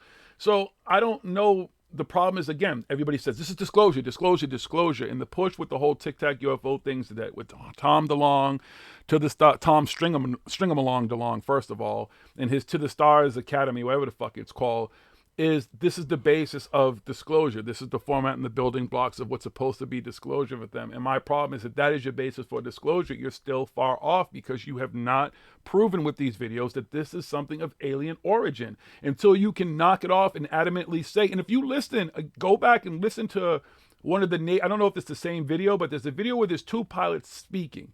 And if you listen to the two pilots speaking, they say something very important. One of the pilots says to him, well, do you think that that's a, and then they bleep out the part so you can't hear what he says. And the other pilot says, no, I don't think that's it. And they bleep out what he says. So clearly there's still experimental stuff that even they are seeing and know of that exists that's top secret, that they can't even speak about, but they're speaking about, but they have to bleep it out. So what's the stuff that's above their pay grade? What's the other stuff that they're working on past the stuff that they're already showing them? That's my problem. I don't think it has anything to do with necessarily disclosure. I just think it's most likely some shit. It's ours. As they say, ours or theirs. I think it's ours. I think it has a lot to do with our own technology. From here. It's the thing with this whole alien thing with everything, whether it's fucking ancient aliens or if it's nowadays like, and it's some type of fucking UFO or something like that. People gotta get the fuck, just because you don't understand how something works or how something was done or whatever or what it might be, doesn't make it aliens. Like, people are like, I don't know how to stack fucking rocks into a pyramid. I don't think they could have done it back then, so they must have had help from aliens. That craft, it moves in a way that I've never seen anything move before, so it's gotta be aliens. No, it doesn't have to be aliens. Think of all the stuff that you ever thought of in your head and stuff like that, and imagine if you could make that shit real. That happens all the time, all over the fucking world. Whether it's for a government lab or a private lab or some fucking kid in his backyard and stuff like that. Somebody's making some kind of shit that they dreamt up or they read in a science fiction fucking book 20 years ago or some shit like that. Shit, I still want to make a fucking lightsaber. Happens all the time. There's a guy that literally he's showing me videos of, and all this dude does is recreate stuff that he's seen in movies. He says, well, if they theoretically all put a the movie, superhero weapons, all everything. the stuff. He makes everything. Cap, shield, everything you could think of. Thor's I mean, it hammer. costs him a shitload of money and stuff like that, but anything like that you can think of, you can literally make it possible. And a lot of the stuff that's out there and these things that people see in these crafts that are being made, these people read about that stuff that are making this stuff. They were like, oh, that's what I want to work on. I want to design these fucking crafts and stuff like that. They were science fiction nuts back in the fucking 40s and 50s and 60s or whatever, when they're going to fucking school and going to college and everything like that. And then they're working on stuff, and they get to design whatever they want. But the government, oh, here's a budget. We want you to design us some kind of secret spacecraft that we can fly around. Nobody's gonna see us in. Oh, cool, I got this great idea I've been thinking about since I fucking read that H.P. Lovecraft fucking, or whoever fucking, you know what I mean? H.G. Wells, or fucking some stupid fucking Blavatsky. alien fucking, sci-fi fucking book from Marvel back comic in the day books. and everything like that. Happens all the time. DC comic books. Look, Hardy there's Boys, dudes Fancy Drew that fly Mysteries. around in jetpacks. That was only on paper at one point in stories and shit like that. Dude, they got cops on fucking thing in Dubai and fucking. That's what I mean. They got these hover jetpack drones, fucking jetpacks, things that everything. you can fucking fly around. The hover bikes and stuff like that. That shit was all somebody's idea. It was an idea in somebody's head at one point, and then they put it in a book or a story or a fucking whatever, and somebody else is like, I can fucking make that. That's how all this shit happens. But everybody's like, no. That hover bike, nah, definitely no humans could think of that. We're fucking dumb monkeys. They must have. It's reverse alien technology. That's the only way that we could have a hover bike. It's the only way possible. I don't fucking believe you if you say anything else. It was fucking aliens. Dude, We're according stupid. to them, we no, wouldn't have you're anything. fucking stupid. You're fucking stupid because you can't fucking grasp the concept that we can fucking create almost anything that we can think of. We're limited by certain things and stuff, but at some point it may be possible. But imagine if you Just put all right of our now. minds together too, though, because it's a segment of society that's considered intelligent and get access to certain things. If you actually used everybody together, everybody put some shit together. Imagine what we could do. How many hundreds of years, thousands of years have been people like, wow, it'd be fucking great if we could fucking fly. We had some kind of fucking machine and shit. I mean, Da Vinci, he tried to make some type of fucking flying shit. Whether it was successful or not, don't know. Probably not, because we would have heard about it sooner. But he attempted it. You know what I mean? Then the Wright brothers come along. They see Da Vinci's work. They see some other people that tried to do something. You know what I mean? It wasn't... People were like, oh, fuck. How did they just fly that... Did you guys know some aliens? Did some aliens help you build that? The fuck is wrong with people? Yes, there's aliens out there somewhere in this fucking galaxy, somewhere in this universe and everything like that. But the United States, the fucking Earth is not a fucking alien hotbed bus stop fucking... It's not the Men in Black. Galactic... We're a terminal. Galactic fucking terminal for everybody coming and going and shit like that, jumping off point Please and check everything. in. Yo, when you get to Earth, check in, aliens. You feel me, homies? So, you know, I mean, when yes, the video we watched earlier, although it's highly most likely that was a group of helicopters flying. That was a group of stuff. helicopters. I don't care. Helicopters don't fly in formation. And like, they have silent because they have can't- helicopters that run relatively silent. Like I've seen them. I've been with my friend. Actually, he was doing a fucking police detail. This dude's ex-military thing, and we're sitting talking. And all of a sudden, this helicopter's on top of us. Them things were far Yeah, away from in that exactly. video and shit like that. You know what I mean? And helicopters, they can't really fly in formation like planes do and stuff like that because of the fucking turbulence. And that's stuff. how you could tell the way they were kind of exactly. They scatter around. That's a formation for helicopters and stuff like that. The way that they scatter because they have to be outside of each other's areas so they're not sucking each other into each other and stuff like that. Flying a helicopter is a totally different thing than flying a fucking plane and stuff like that. People don't realize that. When you see blinking lights on stuff like that, aliens don't need lights, first of all. They don't fucking flying around with... Didn't we get night vision from the aliens? Oh, look at that. We got to Earth and it's dark. Turn on the headlights. FAA requires us to have fucking marker lights in front and the rear. Turn those on too, okay? A green and a red. A green and a red light is a must. Yep, it's definitely fucking aliens. They want us to be able to see them. That's how they want to communicate. Isn't that according to what's his name? That's how they were communicating with us, is the lights. Everybody's like, they don't want to be seen. They don't want anybody to be known. That's why they just do it. But why do they show up in fucking shiny metal fucking UFOs with lights all over them all the time then? They don't want anybody to know that they're here. Does that make sense? So I was sitting out back, and I saw this thing and it had lights all over and shiny and silver, and I had a few beers and a couple of joints, and and it was real. And then they came out and they were talking to me and they told me all this crazy stuff and everything, and they were blue chickens, and yeah, it was totally real and stuff. But they don't want anybody else to know that they were here or anything, so they had to leave. And I love Bunny, like you said about East Eddie Ranch. Here's the thing about even the BS lights at East Eddie Ranch. It's always lights in the sky. Well, here's this place that's supposed to be a hotbed of activity. Same thing, but what's the other fucking place? Skinwalker Ranch. When the aliens just land, I mean, you got Corey Good and all these people displaced. They're the alien contactees, and they know all these fucking aliens. Wouldn't they just land there and put on a show and walk out and say, "What's up, yo, CJ? What's good, my dude? How you doing? Oh, who's your homies?" They've never done that, but there's always some fucking bullshit-ass lights in the sky. Lights off in the sky in the distance and shit. But yeah, East Eddie Ranch has already been busted fucking, I don't even know how many times. It's a big scam up there. Yeah, come pay all this money, come see some aliens. East Eddie Ranch, it's like good the luck. fucking... Is that where Stephen Greer does his fucking things? Because he's not a doctor. I won't give him the honor of fucking calling him Dr. Stephen Greer. Wow, you could be a doctor of bullshit. You can have a doctorate in bullshit. But...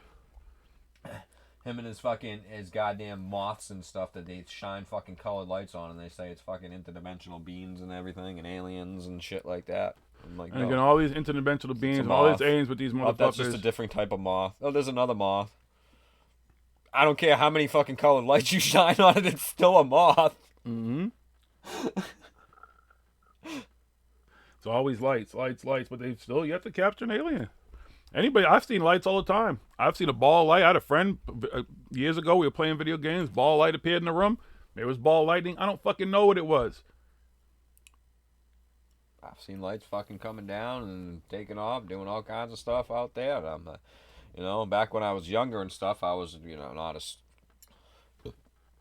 obviously not as smart, not thinking as wise and whatever and stuff. So I used to think, oh, it could have been a UFO. I thought it was a UFO. But then now, I think back on it and stuff over the years, I've thought back, and I'm like, what the fuck would they need lights for? They just flew across the fucking galaxy in the fucking darkness of space. You know what I mean? Closest thing is a fucking glittering fucking star off in the distance and shit like that, I mean, it's... BGs, I have no idea. I have not really heard anybody speak about it. I think there's if anything you're going to hear about, one is most likely going to come from their camp anyways. I don't want to watch a bunch of stuff with them fucking circle jerking each other and making themselves fucking happy about what the fuck they did with their little group of fucking sycophants and cult fucking followers. So other than that, I have not heard from anybody who actually was there, who's someone who's like, yeah, this is bullshit and everything. I haven't had the luxury of coming across anybody yet who's actually talked about it. If anybody has a frame of reference or something like on YouTube where someone has talked about it, who's not them. I saw some ads too Fucking David Wilcox got a new series on fucking Conscious Evolution TV. What the fuck is that? It's the new fucking Gaia competition. They started out as a page on fucking Instagram and now CETV? That's what you said? Conscious what? Conscious Evolution TV. It started out as like an Instagram, Facebook page, and then they had a website, and now they got a TV thing. They got that Falun Gong and money, David son. Wilcock is going to be on there, and this is disclosure is already happening, people. It's happening right now. I'm going to bring it to you every week. But on you my guys new show. are going to have to pay for a subscription a service. subscription fee every month. But over the next 12 months, I'm going to bullshit you so that you guys will have to get another 12-month subscription. So the Elizabeth needs karate classes, guys. Oh, God. Conscious, whatever. There you go with these fuckers. Who else will be on there? Is Corey Good on there? And the whole, I saw the whole ad. You saw some of it. I played a clip of it with the fucking the Billy Madison thing in there after. Oh, that's what he was talking about? Oh. Mm-hmm. He's like, some of you people watch. It was just a whole clickbait, fear mongering thing. He's like, some of you people watching this are gonna go crazy. You're gonna quit your jobs. You're gonna lose your minds when you hear what I have to tell you. I'm like, oh my god. I should have put that. He's right. You are gonna lose your minds. You're gonna get stupider. Just keep getting stupider and stupider and stupider. It was all queued up. Of course it was. When you have those groups, you know that it was a circle jerk of Q, about arrest, about the Dark Alliance, the Cabals. I'm sure they were talking about the bearded lawyer from New Jersey and probably even said him by name because that's what they do. That's just another further way of doxing people and doing shit by keep saying CW's name to them so they know who he is and make sure. I'm sure there was instructions about what to do when they had their smaller groups off and they were holding court with certain people and stuff. Listen, you know what the fuck it was. It was this who we are. It's our code shit. This is how it's going to get started, folks. Right here, right now. Well, I don't get it. They're all supposed to be able to ascend. You would think at that fucking setting right there, they would all just fucking ascend. That they all would just leave. Just get it popping. What are you all waiting for? Ascension sounds so beautiful. 5D, 8D, all the Ds these motherfuckers want sound so great and stuff like that. What are they waiting for? Go. I don't understand DW. Why are you still here, David? Like, you should just go. Like, fuck it, me and Elizabeth, you guys can't catch up. Gotta go. Well, I gotta teach certain people how to ascend. You know, there's some of you guys are gonna have to stay behind. You're not allowed to come. Can you woo woo woo? Can you woo woo woo? That's all they do. Woo woo fucking woo. And I love the clever $333, $111, $777, whatever the fuck it is. It all just sounds so clever. It's so scripted. It's just such bullshit. So what, if you paid $333, is that really going to have some significance? Rather than $350, rather than $315, rather than $332? Really? This is all supposed to be so significant. It's all about the signs. It's all about the numbers. Everything means something. I don't even think going to church was this bad. Yeah, it was. I apologize, it was. Sorry. It's all the same shit. James Harrison, can you go back? There was something you said about some red something. I don't even know if I know what you're referring to. So if you could, and kind of put it in capitals, because the chat's not moving real fast, but it's moving fast enough where I can kind of see it a little bit better and acknowledge it. But I think I might need a little bit more help with who you're referring to. I don't know if I know anything about what you're talking about. Then it was something to look into. Hell Bop. Basically, just another fucking Hell Bop fucking cult ready to fucking ascend and get the fuck out of here. Trying to find the David Wilcox so everybody can hear the fucking ad. Oh, God. I'm surprised he didn't start singing. Oh, Lord. I wonder if he did. I wonder if he did a concert. I'm surprised he didn't do a live concert. What is it? What was that fucking song? You what? You fly? What was it? Yeah, you lie. Oh, no. You lie. I lie. I lie. Every other fucking note out of his mouth is a fucking lie. This fucking collective evolution fucking bullshit sucks. He's promoting that mixtape. I'm sure he is. DJ Corey Good's probably gonna be his DJ next and shit. DW's gonna put out a rap album and shit. Have him and Jordan Sather spitting 16 bars and shit, trying to be cool. Good luck. That's what Jordan Sather should do. If he's a rapper, put out a rap album. You only get one shot, one shot, one shot. They said if you attend, you would ascend. Yeah, I doubt it. It's never going to happen. Want to start a free trial? Well, just show me the stuff that's on your goddamn thing. No one wants to subscribe to your shit. No one wants to be part of that. Fuck you, motherfuckers. You motherfuckers, you. What the fuck? Oh, well, I guess I can't fucking find it. Hey, David Wilcox. Why the fuck you lying? Why you always lying? Oh my God. Stop you fucking lying. Well, that goes for Billy Carson, Emery Smith, Corey Good, a whole bunch of others. Jay Widener. All them fucking lying ass motherfuckers. All right, let me see. At this point, anyone goes on Red Ice Radio? I don't even know what Red Ice Radio is, to be honest with you. I don't even know what Red Ice Radio is. If they're straight up racist garbage, that's probably even more, and they're into the woo-boo, so even more so why I wouldn't know who they are. I don't know if there's someone I need to pay any attention to. What's their relevance? But again, that's come on. James Harrison, you notice people get fucking touchy-feely when you talk about that stuff. Like, it's like, I mean, but, you know, yeah, they might be a little bit racist sometimes and say some racist stuff, but it's more about, you know, who they're outing and what they're doing and what they're talking. People will completely look past it. And then they label me as like the angry black guy for talking about it and shit. But again, I don't get how you talk about peace and love, ascension, all these things that are supposed to be about beautiful light and love and everything and meditation. We are all all the one, great but things. Yeah, nope, exactly. sorry, some of you got to stay behind. Some of you motherfuckers, you know We're what I'm all saying? one, but you can't come with us. And again, I see the language. It's the can't come same with thing, like I said, how people say certain shit to you. It's like when someone says, you know, brother. That's basically how a lot of these motherfuckers talk. Literally, here's the thing, and I've been saying this for years. I go to these events. I'll be in Phoenix next week at International UFO Conference or Congress. I forget which one it is. I'll be in Phoenix next week. So I go to these events and I meet people. One of the most common things that was said to me, and they would say it to me and Billy Carson all the time. You are so well-spoken. You speak so good. I'm like, I'm sorry. Like, do you say that to every person you've met today who speaks English? Like, I'm sorry, boss. Was I supposed to shuck and jive for you? Was you expecting me to walk up with some gold teethuses and shit in? I don't know what the fuck you was expecting with my Uzi in my waist and shit. Like, yo, what's up, son? Like, how you doing, yo? It's really motherfucking good to meet you, homie. I don't fuck. Listen, do I talk like that? No. Is there a certain way that I speak to certain people? Yes.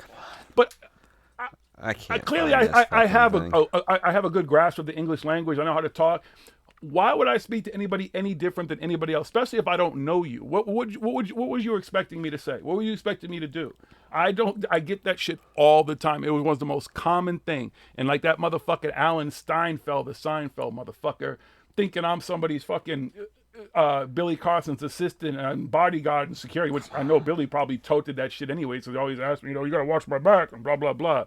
But these motherfuckers act like they don't know what I do because you don't pay attention. If you paid attention, you'd know what's going on. You wouldn't question anybody. Like, I'm just going to walk up to some fucking thing and just be the most ignorant motherfucker there. I got to walk into this motherfucker ignorant.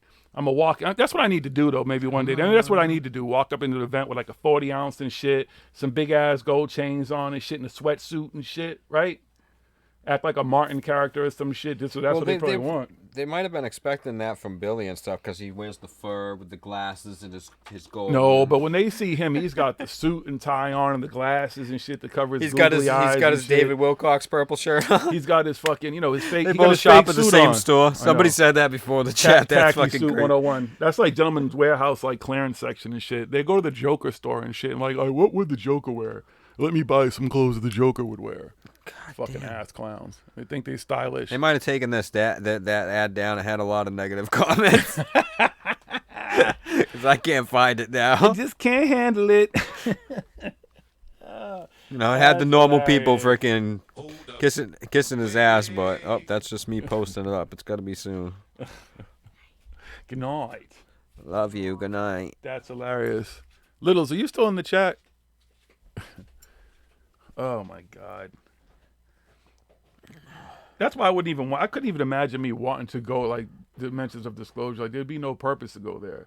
See, when I go to events, I go to the ones that there's a mix of different things. Like the one I'm going to, like Ben Hance will be there. Ben Hance is my dude. He's been on the show a few times.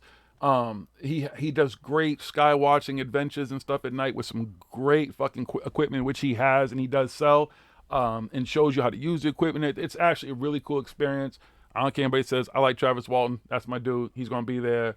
And some other folks will be there. Richard Dolan will be there. So I'm going to actually maybe get a chance to actually speak to him and say hi and talk to him. And not because I've always heard him speak, but I've never had a chance to really talk to him and meet him. So maybe I'll get a chance to do that. And I forget who else will be there. Oh, Jeremy Corbell will be there. Isn't that his name, Jeremy Corbell? Bob Lazar's homie? I think he'll be there too. Go in like Snoop and Willie Nelson. Yeah, just blow some weed out and shit. Yeah, that'd be me. It's funny, even at the events, like at Contact in the Desert, I remember last year, that's when I realized, I'm like, fuck. For the first 2 days, I was having such a good time there, I forgot that I was in Cali, and I literally could go to a fucking dispensary and get weed. That's how involved I was and kind of cool with what I was doing. Until I started smelling other motherfuckers smoking weed around the hotel and shit. And I'm like, shit, okay, I forgot I'm in Cali. I didn't do that, though, because again, see, that's me. There's kids around. It's a fucking hotel. You never know who's going to be there. My mindset is that I'll take it someplace else. Cool. That's how I am. But hey, I was just curious if anyone else has heard of it. Like I said, I just did Red Ice Radio, whatever. It's probably there's so many different radio things. People were calling like Jimmy Church out and adding me in the fucking thread on Twitter. And again, with him, I've met Jimmy. Jimmy's cool. He's bought me a couple drinks. He has seemed very non-interested in what I do. Billy was, I don't know if Billy was just gassing up, and because that's Billy, kind of what Billy did. But I've talked to Jimmy. He's going to come on the show. He wants you on his show. Blah blah blah. He wants to get on the show. Never happened. When I've seen him, I'm not the type of person to keep trying to broker a conversation with somebody about something. So he seems like he kind of is cool within the circle he runs in his camp and everything. As far as like people tagging me and asking him, like talking shit, I don't really give a fuck about all that. I think the only problem I have is that he has not addressed any of it. And he's in the middle of all of it. And being neutral, I understand that he, out of all these people, is really the only one who has a legitimate job in all this, because he does coast to coast. He has his own radio stuff and makes money off of what he does. So I would say he's kind of the only legitimate one who has a radio thing going on and everything. So there's probably an image and stuff that he has to maintain to a point. But someone was saying in the Twitter too, defending him that, well, there was inside information and he's been, he's got the cease and desist letters. Well, CW got the same thing. And CW is a lawyer. And if a lawyer is basically telling you that this is bullshit, so unless Corey Good and Jimmy have something different going on, a different kind of lawsuit about something that's going on that could be legitimate, that would make sense. But even with that, he could just get on the radio and say that and address it. And with addressing it, I think the good thing would be that he doesn't realize that he would get more folks behind him, more folks who would understand and stand behind him. Like, okay, because when he was mentioned in the doxing, he is part of all this shit in the sense that they were going at him and how they felt about him was negative and everything. You would think he'd want to say something to kind of address it. I just, that's the part of it on Twitter. All the other stuff I don't give a fuck about. That's just my opinion about it. I don't think negative about the dude. I don't really care. He reminds me of Coast to Coast. That's what Coast to Coast does. They're not going to get too edgy. They're not going to go too far to what they used to, because this is what they've done. This is what they've been doing for, how long has Coast to Coast been on now? If they do ask questions, it's going to be questions that are fucking blowing whoever they're talking to. Or just not even just letting people speak. If you listen to a lot of Coast to Coast, a lot of it, unless George Norrie, there are certain people go on there that he's very, very engaged with because they're people he is interested in. And then the rest of the people is that kind of, right. Oh, really? As he's looking at his fucking ads and stuff in the background, fucking looking at what the next fucking ad and stuff is going to be with very little interest in what's going on because he's heard it all at this point.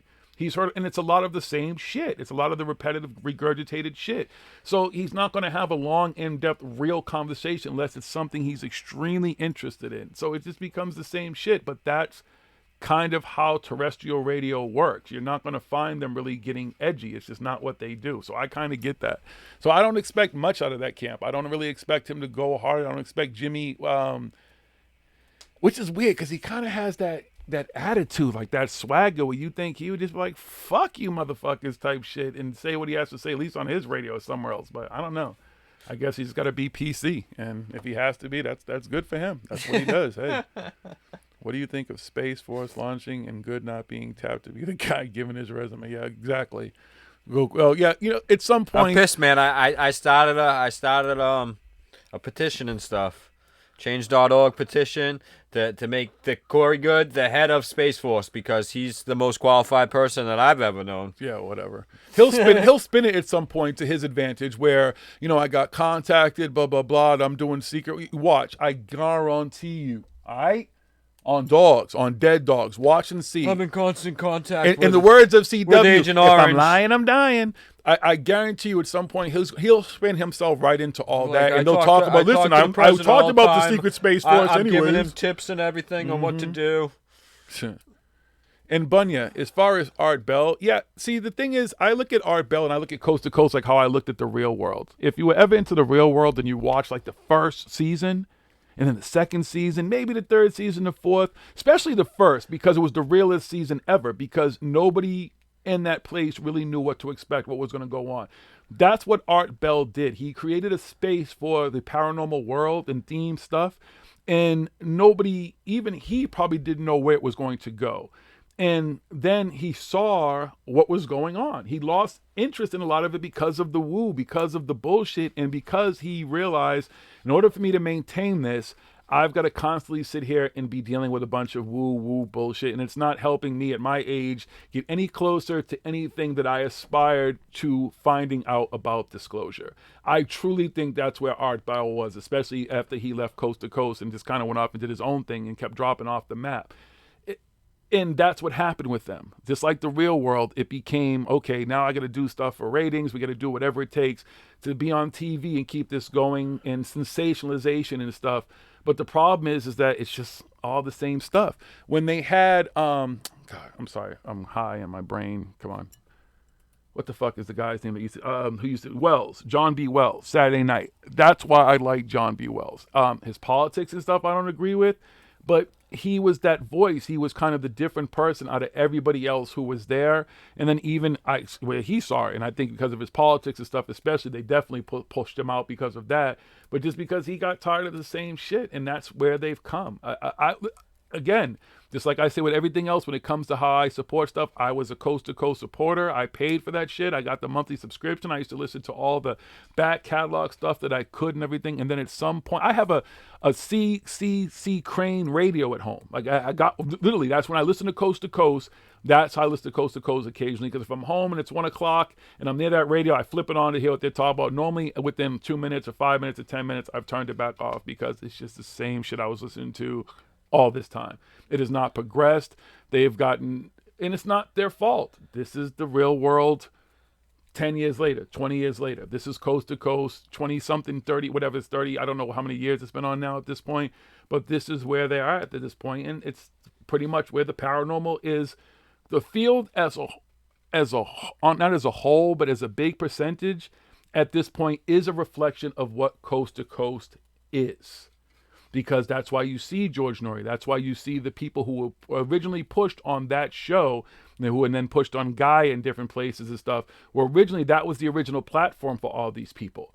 That's where most of them went to originally get the voice out and people start hearing them and get to know them. That's why most of these people's names resonate with people, because they've heard it on Coast to Coast AM, because that was the flagship for the paranormal. That's where most people went for their paranormal information. But here we are. Genocide. I don't think that Jimmy Church was embarrassed by the Corey Good thing at all because he was fooled. He wasn't fooled. He promotes those kind of people. He still has people just like Corey Good on his show. He has Billy Carson on there all the fucking time. Jimmy Church is just, in my opinion, is just like Jay Widener and stuff. He's there to promote these people. He knows they're bullshit. If he's all against Corey Good because Corey Good's bullshit, then all these other people he knows are bullshit too, and he still backs them because he's not having a falling out, and Corey Good still isn't talking shit. These other people ain't talking shit about fucking Jimmy Church and stuff like that. So Jimmy Church is like, okay, I'll still have these people on because it will make me money and stuff like that, but fuck this dude Corey Good because he's fucking crazy and his story is bullshit. But these other people, their stories are true. But we know their stories are bullshit. So he's not embarrassed. He just, I don't. Maybe he's just ignoring here's the whole thing. You know, he's what I mean? another person. What is he going to do at this point? Is he going to do a 180 and just be like, you know what? Fade to Black is changing now. We're going to make it a different show, and now it's going to be about the truth and debunking and stuff. That's what he would literally have to do. I don't see that happening. Right? But that's it. He put himself in this position back in the because if he had been as things went along, he's in a comfortable chair. That's what it is. He is sitting in a very comfortable chair, knowing that he most likely is going to inherit Coast to Coast. Chair like that by not asking questions when he started out and not pushing the agenda and being more like, hey, wait a minute, we got a lot of reports over here that counter what you're saying, so what do you have to say about that? You know what I mean? But he just like, no, Corey Good, keep talking. David Wilcox, all you guys, just keep on talking. But there is no mainstream platform pushing the other end of it, though. There is none. There's no mainstream big platform that is doing that. They're just, it's the circle jerk. Exactly, it's just one big circle jerk. He knew he was going to be fucking jerking everybody off from the beginning. That's my whole thing with it. Like that's it. But see, I don't know. See, either he got in it from the beginning, and then he found out, oh wait a minute, if I'm going to do this, I got to push this bullshit. So let me ask you a question though, because as somebody like I don't know, because I listen to a lot of radio, just regular radio on the day, like on the drive and stuff, you know, and I hear, and we've been on terrestrial radio and stuff like that for interviews and stuff, and I see characters. I see Jimmy Church as a person who is just a personality who does his radio show. He aspires to fucking be on Coast to Coast or one day inherit fucking George Norrie's seat. Now it's like George Norrie was going to inherit Art Bell's, and that he just wants to be a radio personality. He sees himself as a neutral character in all this. I know that sounds weird because there's a lot of people who think I don't mean neutral in a sense, but he pushes. And he knows what he's doing. He's like, I got the breaking news. But that's the biggest guest coming on this weekend. But that's weekend. the entertainment factor of it. That's what I'm saying. Thing is he's a woo pusher. But yeah, but he feels like that's his job. That's what he wants to do. That's what he's always wanted to do. He's probably always wanted to be on radio. Good is a woo pusher. He feels like that's his job. So it's the same exact thing. We can't give Jimmy Church a pass. I'm not giving him a pass. I'm just saying. I think from his mindset that's what he thinks he is. I think George Norrie is the same thing. I don't think George Norrie has ever. I don't. George Norrie. See, here's the thing with George Norrie. I don't really. Did he care about disclosure and stuff like that at some point? Yes. And then at some point, it's just like, listen, this is my paycheck. This is my job. This is how I make my money. I'm just going to keep running with it. I'm going to keep rolling with it. And he still is. He's not going to change at this point. Why would he? I'm not giving Jimmy Church a pass. I don't give him. I just don't. It's just weird. I don't really. He's not the worst of the bunch of stuff, but I mean, he's just, you know, I mean, he pushes the bullshit. You know what I mean? Corey Good, yeah, he's bullshit. But oh no, all my other guests and stuff that talk about the same fucking shit that we all know is bullshit. No, they're not bullshit. He's never come out and said that Corey Good's bullshit. They just had a falling out, and he stopped having Corey on the show. He's never all of a sudden started talking shit. At no point, I don't think, unless someone can correct me and show me where he said it, has he gone back and said anything necessarily negative about Corey Good. I think he's just not dealing with it, but he's not going to come out and be like, Corey Good's full of shit. It's just not exactly when it comes to that. Because the rest of his guests would be. Right. So he's not even going to attack Corey Good. That's what I mean. Corey Good attacked him in a sense that he was just like, fuck it, I'm just going to That's probably why he's not saying anything, because he's like, well, I can't fucking say too much, because if I say Corey Good's fucking bullshit, then they're going to be like, well, everybody's going to start questioning me about the rest of my guests who are just as fucking bullshit as Corey Good. So that's why I think that he's not embarrassed or anything like that. He's just keeping his mouth shut so he can keep fucking doing what he does and everything like that, and try not to stir up anything that's going to cause people to be like, start questioning him more about his show and stuff like that. Because like I said, Billy Carson's a regular on there. All these people are like, you know what I mean? Emery Smith, all these other people that we know are bullshit, fucking woo-woo con artists, cosmic con men and shit like that. He still does it. So that's why I think he's like, oh yeah, I'll just use this cease and desist, and I won't say anything, and hopefully everybody stops looking at my direction, and I can just keep on talking to these people who talk all the same stuff. Keep it on. You know what I mean? Keep rolling. Just keep on selling my coffee. Keep that money. River Moon Coffee. Isn't that what it's called? River Moon Coffee? I don't know. That's not promoted on here. I drink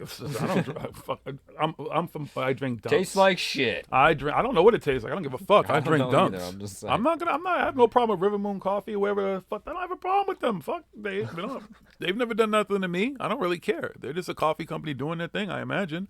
I just drink dunks. So I have no problem with them, but I'm not promoting them. I'm just saying that's what he talks about. But whatever.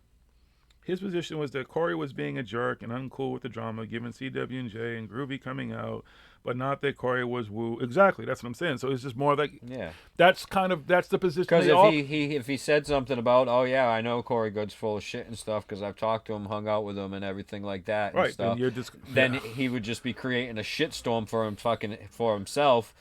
Because everybody be like, well, what about all your other? Like I just already said, all his other guests, people will start questioning. So he's just like, I'm just gonna keep my mouth shut now. Yeah. Right. That's exactly. He's like the MC. That's why I don't have a problem with Coast to Coast. I just know who they are and what they are, what their job is. He obviously believes that type of people because that's the people he presents. He doesn't present the other side or anything like that. But nobody does. But none of them do. That's here's the problem when you're talking about the mainstream. That's the whole mainstream thing. is not going to do that. That's just what they do. There's very little resistance in it. I mean, there was the Stanton Freemans. There's the Richard Dolan, who some of him's about this. There's different people who are mainstream who are allowed to get. But that's why could you imagine if Richard Dolan? But imagine again, he's not going to just flip the script. Of the woo pushers. Well, we know who the woo is. We know what the woo is all about. I just don't think all of them are fucking Corey Goods and all of them are fucking David Wilcox and Emery Corey Smith. Good, who are just they're definitely pushers of the woo. I mean, listen, again, you have the what chance, they do. You got the opportunity. If you don't really believe what all these people are saying and everything like that, you could have both sides just be completely neutral. This week we're going to have somebody talking about this. This week they're going to talk about this. That would make listen. I always wish Coast to Coast would have done something like that. Like just that's brought why we have all different types of guests on. People that believe in this stuff, people don't, people this, people that. When we do have guests, all different things to try and mix it up and stuff. But when it's this. They most certainly believe that shit. Otherwise, they wouldn't be fucking doing it. All right. So, how many people in the chat? Does anybody actually still listen to Coast to Coast? How, like, on a daily basis, a weekly basis, a monthly basis? Every now, like I said, every now and then, I'm just happen to be home by my radio, and I'll hear, and it's 1:00, and I like to flip it on because I like to hear when George does the news and stuff at first. Some of the weekend, and I like some of the weekend stuff. He's a guy who does like a UFO report. I forget his name. Who comes on there? He's got like a really cool kind of like voice. He's like a really cool dude. And he does like that report. So, I'll listen to it every now and then, but I can't listen to it too long. Because occasionally I'll listen to it, even when they have the ghost people on there, and there's like the psychics, like when I've heard like, oh God, Carissa Fleck, and people like that on there who I just, and I hear these people just yapping on. I'm like, yep, nope, I'm good, turn it off. And yeah, I'm sorry, but the Connie, whatever her name chick is and stuff, and most of these people, they're just all the same kind of people. They all kind of sound the same. Richard Surratt's cool sometime, and I forget the other guy's name that's on there. I saw often I listen now, so whatever. Is it George Knapp? Yeah, George Knapp is fun. It used to be. I don't listen often enough to know anymore. Who keeps saying web? What's the web? What'd I do? Vanya keeps saying web. Yeah. Jimmy has Richard Dolan a lot. Yeah, I can imagine he does. I used to listen to Fade to Black for a minute, especially after I kind of got to met Jimmy and stuff, and then listened a little bit more often. And I would ask questions in the chat and stuff, and he would like ask questions in the chat, ask questions on Twitter, would get no response, none whatsoever. And I would just ask simple things because my thing too is he's into music. He loves music. He would always talk about music and hip hop. I'd ask questions, or could you play this or do that, or play more of. Actually, used to because Billy Carson's artist. Like, could you play some of that music on your show and on Coast to Coast, on the bumping music? No response, nothing. The Eastern Island Moai, and how they tied ropes to them to move them, and I called.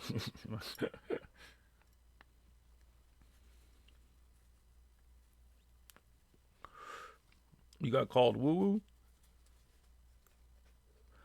Easter Island. So what do you think? Aliens put them there?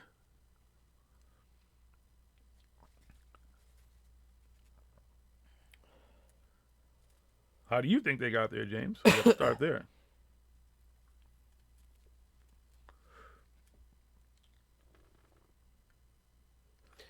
I'll tell you how they did it. Even with Hills, The same way Coral Castle did it. The same way that Egypt did it. The same way the Incas did it. The same it's all the same way that people used to build before we had mechanical stuff. The way that people have built for thousands of years. Like Ed Lead Scallion said, this is how they did. He was just, his family was stonemason and loggers or whatever and stuff like that. And they knew how to move big shit. He knew how to do all that stuff. That's how he did it.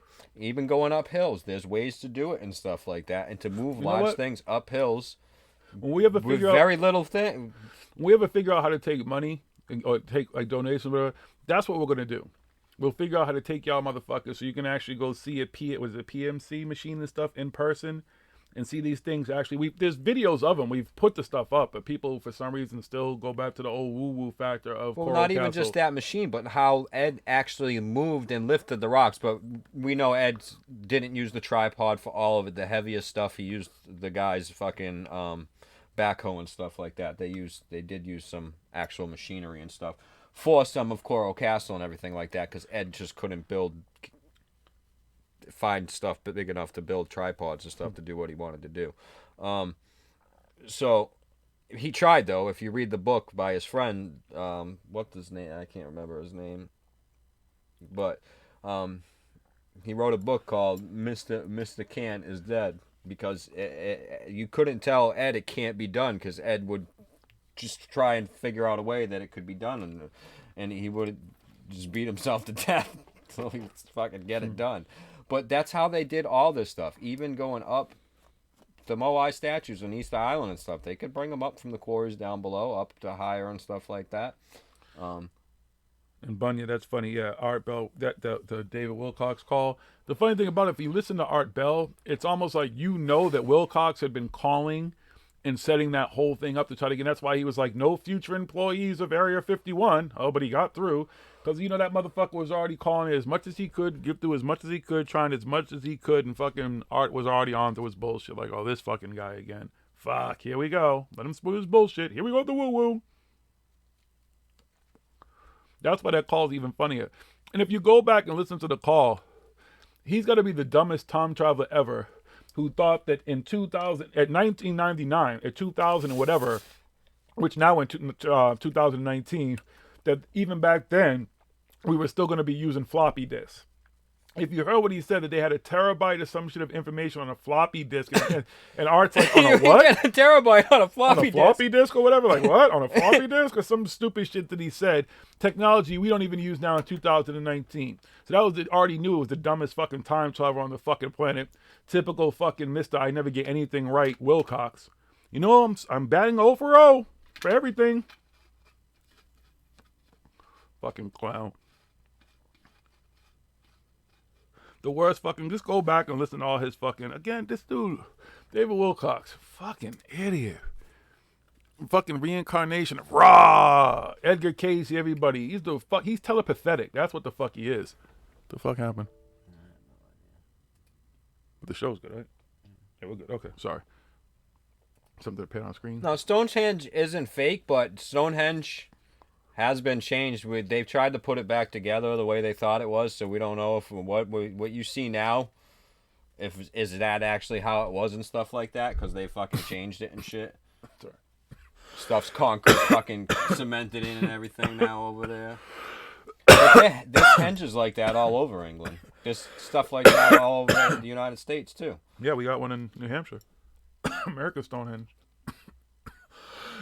We've actually been there. Was it last summer we went? Last fall or something? We went last year.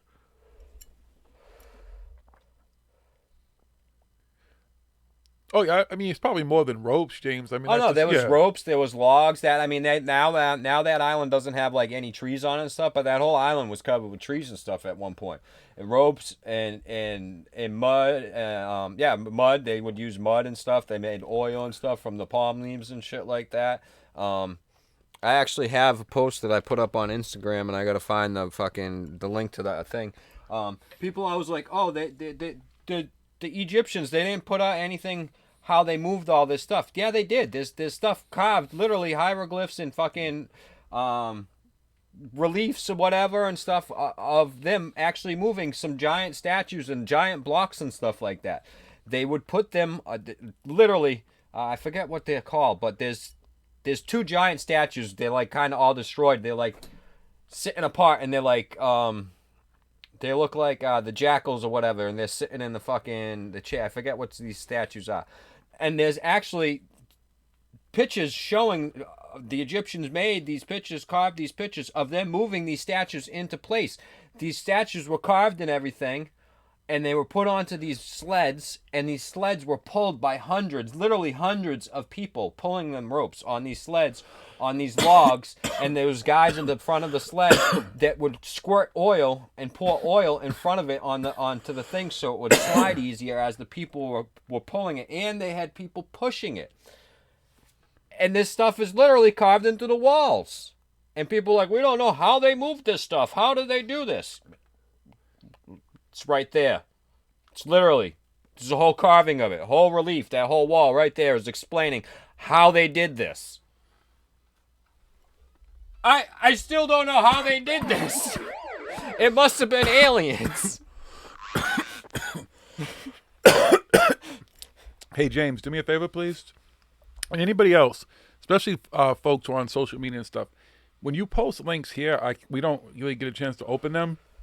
So if there's stuff that like you want me to have a frame of reference to, and please don't inundate me with fucking 3,000 links, but like just send me a link to something. Like even that Red Ice is a particular one you'd like me to check out, or anything else. Not even like when the show's not going on, you see stuff. Please feel free to forward me some of that stuff. Again, just don't send me a million files and folders. I don't like social media like that.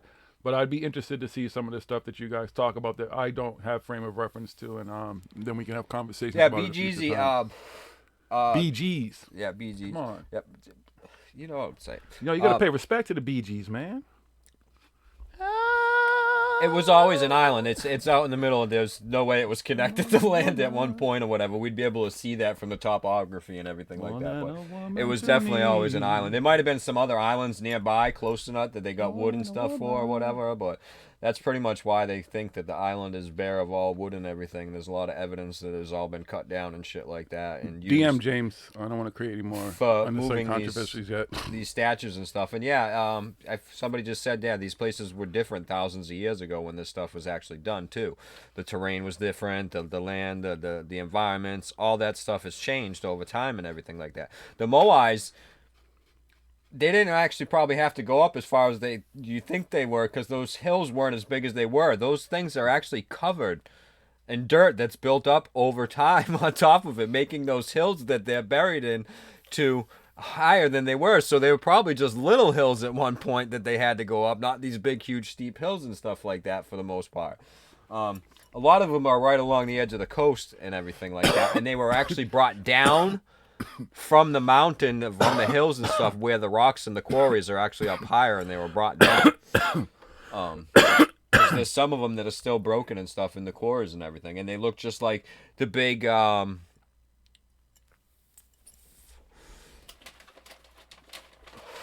stone thing over there in Baalbek or whatever it is, and the other ones that are half cut out and it's broken and they left it there. It's the same. They use the same method to get the stone out and stuff. How they got these big, huge things, and there's evidence of it in Japan and in China, I believe, and Russia, where there's these rocks. And how they would do this is they'd find their rock, they'd measure it out, however they did it and everything, their ropes and stuff like that, and then people would stop with rock fucking hammers and start chipping away in their section. And go down, and however they did, and they would get a trench going around it. Hard work. And as people were down underneath, other guys were doing the finishing work and stuff on the top and smoothing everything out and stuff like that. And you can see it. You can literally see the pit marks that are still there, and people can show and do it. This stuff was built. I don't think the timelines that they say it was built. Oh, it was built in 20 years. Although with a big workforce, it could have been possible. But when they got underneath, what they would do, how would they get it onto the sleds and stuff? They would leave sections of rock there, and they would chisel sections through, and then they would slide fucking logs and stuff in, so that when they broke the other parts that they left there, then they would go back and they would break this section out, and they would break all the other sections out, and the whole thing would come down on top of the logs and everything like that, so they could get it rolling. and they could get these things moving and shit like that. It's all possible. I mean, there's even videos on YouTube. We talked about it. One guy, he puts a fucking pebble underneath this fucking big, huge 10-ton fucking block, and he moves it all over the fucking place. Got a guy up in fucking Vermont. He made the wheel and stuff, but he actually built the tripods and moves big stones around with them. There's video of Ed doing it. We don't have Egyptians with video of them doing it, but we have fucking carvings and stuff like that. I'm sure if they had cell phones and cameras carvings back and then, stuff they would like be. that, showing them moving big stones and everything like that. Yes, sir, Michael Adams. Hundreds, thousands. Again, that's the problem. That's all they had to do back then. What else were they going to do? They didn't have fucking Xboxes and PlayStations and fucking Nothing. jobs and go to the office and accountants Books, and fucking comic books, nothing. They didn't have none of that shit. Nothing. So what do they do? They're like this Yes, fucking it rich is. fucking pharaoh guy, leader, or whoever they thought. It's like, hey, I like this fucking way the sky looks. Let's build it right here. That looks like a fucking pyramid thing to me. I But want don't one worry. right here. If you go to visit any of these sites too, you'll always find people who will tell you the fucking stories you want to hear. But someone once told me, "Are you talking to the village elder or the village idiot?" Remember that, because you're gonna find people who want to tell you whatever story they want to tell you. That's especially as tourists and stuff. There's always people willing to tell you they'll spin those fucking tales for you all day and take your money. Yep. So you better make sure you know who you're talking to. You make sure who other people are talking to. They can pass anybody off. Well, this is an elder. He'll tell you the stories of when the sun and blah blah blah. And yeah, and the aliens came But down. that's it. Well, why does it line up with the stars and stuff? Look at the fucking sky. That's all they had to do. They would sit by a fire at night. They didn't have street lights, city lights, City lights, airplanes, the nothing sky, to distract what we them. see in the sky, most of us that live in cities, if you live out somewhere that's away from the city and stuff, it's fucking beautiful. It's fucking amazing, the sky. Imagine just sitting there every night like that. And then you're like, wow, look at those three stars right there. You They're ever hear really the story bright. about when LA had the blackout and people called the cops to talk about they thought there was an alien invasion and stuff, that the world was coming to an end because they actually saw stars and saw the Milky Way galaxy and saw shit they never saw before because there was a all blackout. of a sudden, all these stars and everything that they had never seen before. Like, I go outside and I can see some stars and stuff. That's nothing. I drive 150 miles north into the middle of the fucking mountains where there's no pollution. Son. Boom! Holy shit! Like, I can literally count all the stars that I can see out It's here a around in the fucking city. canvas up there. I It's can go out there beautiful. and count all the stars that I can see in the fucking city of Boston. Yep. Okay? Couple hundred stars. I go up into fucking New Hampshire or outside of the fucking city and shit like that. You guys know. Fucking hundreds of fucking thousands of millions. I'm going to be in Arizona, son. What you think I'm going to be the spiral doing? of the galaxy, the Milky Way galaxy, the outer arm. I mean, it's just fucking amazing. That's Now, right, just Philip Blair, imagine. too. They had Let me see if I can psychedelics. do that. I Yes, gotta find sir. the pictures. Let me see. I can do this. They had the motivation. They had fucking psychedelics. They had things that were showing them the universe, showing them fucking, giving them answers to their questions, giving them motivation. You are absolutely correct. But nah, it was fucking aliens. Everything's aliens. KB, I'll tell you, man, there's two things I remember about Texas. I've actually driven from Boston to Texas 3 times in my life. And one thing I remember about Texas was the stars, because I went out to like a real crazy little town called Refugio, Texas, I think is the name of it. Past like Galveston or somewhere, like way out there. It was like a real crazy little ass town. But I had said that at that point, it had been a long time since I had seen stars like that, since I had been in camp. But I also remember New Year's Eve, motherfuckers were shooting their guns everywhere in the air. They don't do that shit in the city. But that was insane, seeing motherfuckers shooting like AK-47s and shit and to bring in the new year. But that's the two things I remember about Texas. But there were other cool things too, because I got some exes that live in Texas. You heard? KB, it's so bad. I got 2 exes that are like neighbors. You heard? Anyways. Texas is cool though. I like Texas. I enjoyed my times in Texas. But that's why, like, when we go up to Vermont and shit, and we go on the retreats and stuff, it's dope. All right, here's this picture, okay? Now, you can clearly see, I don't know if you guys can see the mouse isn't showing. The mouse isn't showing up on the thing. But give it a second here. What the fuck? Oh, that's why my battery's dead on that. Uh-oh, Raggy. Is it on the screen Yeah, yet? it's on the screen All now. right. You see the 3 stars. These are the 3 brightest stars that you could see. They're not the 3 brightest, but the 3 of the brightest stars. They line up Now imagine you're sitting Is there that Orion's belt? every night, and you're looking up at the sky and stuff, and you're fucking smoking your weed and drinking your fucking wine and shit like that, and you're looking at these stars. You can clearly see. Look at the lines coming off of these stars. Just look at the lines coming off. Look at it. Now it looks like a cross, but if you look at it the right way, it makes a pyramid. It's an upside down pyramid. You're looking up, and it looks like a pyramid. These people are like, wow, we can make the sky heaven on earth. That's beautiful. Let's make heaven on earth. Let's make the sky on earth. And they built pyramids, upside down pyramids. Look at that. Look, you can see it. You see the pyramid? You see the pyramid? Everybody out there, you see the pyramids, right? So that's what they did. And they recreated the sky. And they put it down like this, because it's not just Orion's one of the most popular ones, but there's other ones. There's pyramids all over Egypt that align with the constellations, with the stars above them. And that's all that they were.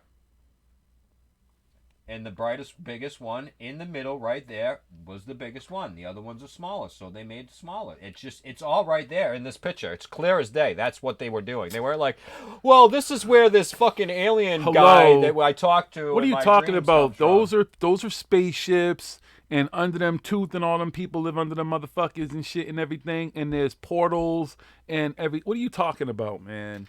Come on. I missed what was This going guy. on in the chat. Let me see here. Good night, Lisa. Thank you for tuning in. I know it's late. We are over there in the pond, across the pond. So cheers, peace, and love to you and Lily.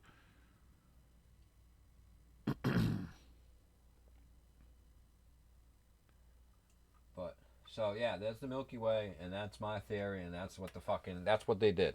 Oh, absolutely. I mean, there's Michael no Adams.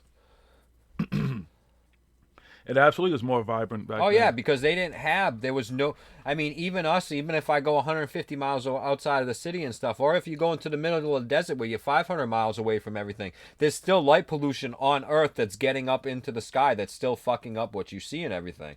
Plus, we have the pollution in the sky that's fucking up what we see outside of our atmosphere. So it doesn't look as good. Back then, the atmosphere was probably a lot cleaner, a lot clearer and shit. They had no light pollution at all, except for maybe the campfire or whatever. So that's all they did. As above, so below. That's what I mean. That's some real as above, so below shit. That's like, but people take that all out of context and all this fucking stupid shit, and they make it a bunch of woo woo woo, and people don't understand true alchemy, true magic, true fucking all that stuff, what it really is. It's just understanding nature and shit like that, and how it works, and how you put it all together to fucking get to the point where we are here today and know what we know today. That's right, Michael Adams. It has Anunnaki. nothing It to was do with Anunnaki. nothing to do with the fucking Anunnaki. Nothing to do with the fucking Forbidden nonsense for the mindless. Syrians or the fucking whatever the fuck, the Palladians. How about and the Blue Davians? The Arcturians and the. What about the Biavians, motherfucker? Well, yeah, the What about the Biavians. Biavians, Yeah, they definitely. motherfucker? Riley Martin. Yes, the Biavians were real. The Biavians. The Biavians were definitely real. He used to have bare knuckle fights with them. He fought them with bare knuckles, son. Rest in peace to Riley Martin. I still got my symbol, so if they do come, I got my symbol on my shirt. I'm good. Anybody know who Riley Martin is? Let's see if anybody else is a nerd like I am. Now,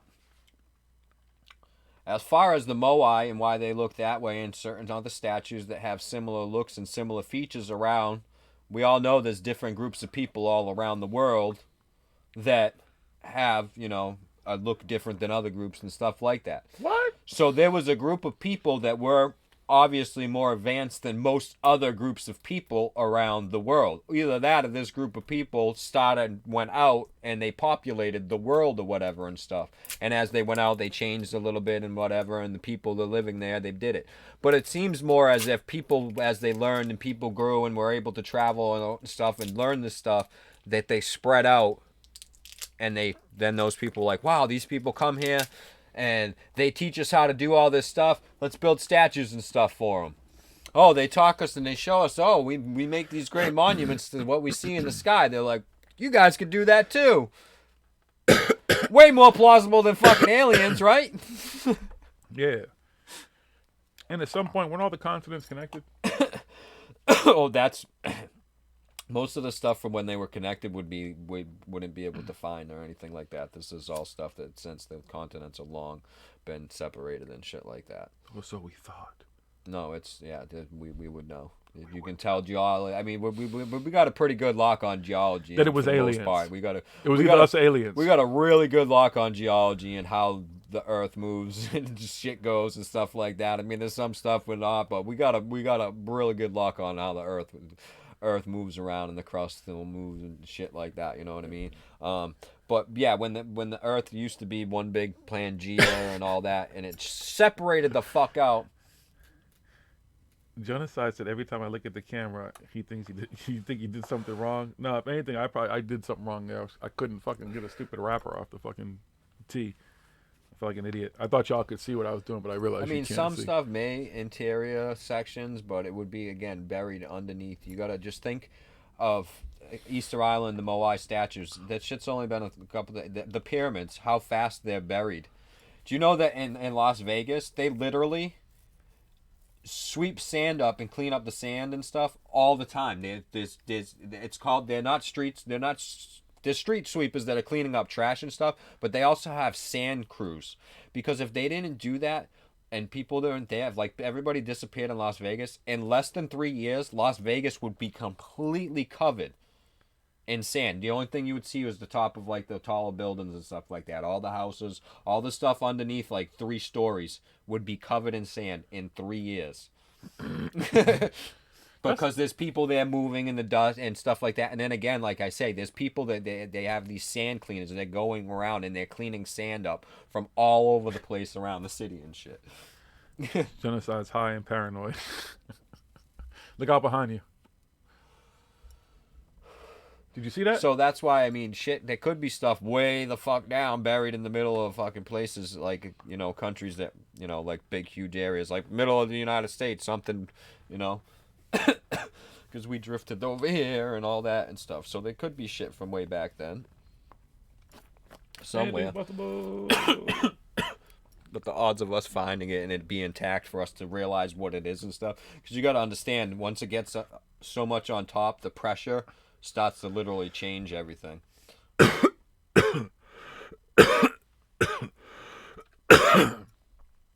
Wait, what's a snowbird in Arizona, huh? I'm confused. What's up, LJWD98? Is it LJ or IJ? I don't know what that, but is it LJ? What's up, LJ? Can I just call you LJ? Can you make it a little easier? But what's good? Welcome. Yeah, took all the litter from the call girl fuss.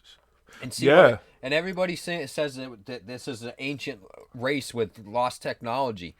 I don't think it's lost technology. We still have the technology. We still know all that. We just have more advanced technologies. And people say we don't have the technology that can do this stuff today. Yes, we do. People do it all the time.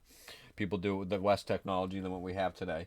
And I don't think it was advanced. I think the societies themselves got more advanced. And they were like, wait a minute. Why the fuck are we moving these big, huge rocks all the time when it would make more sense for us to do it in smaller things and everything like that? And that's why it changed over time.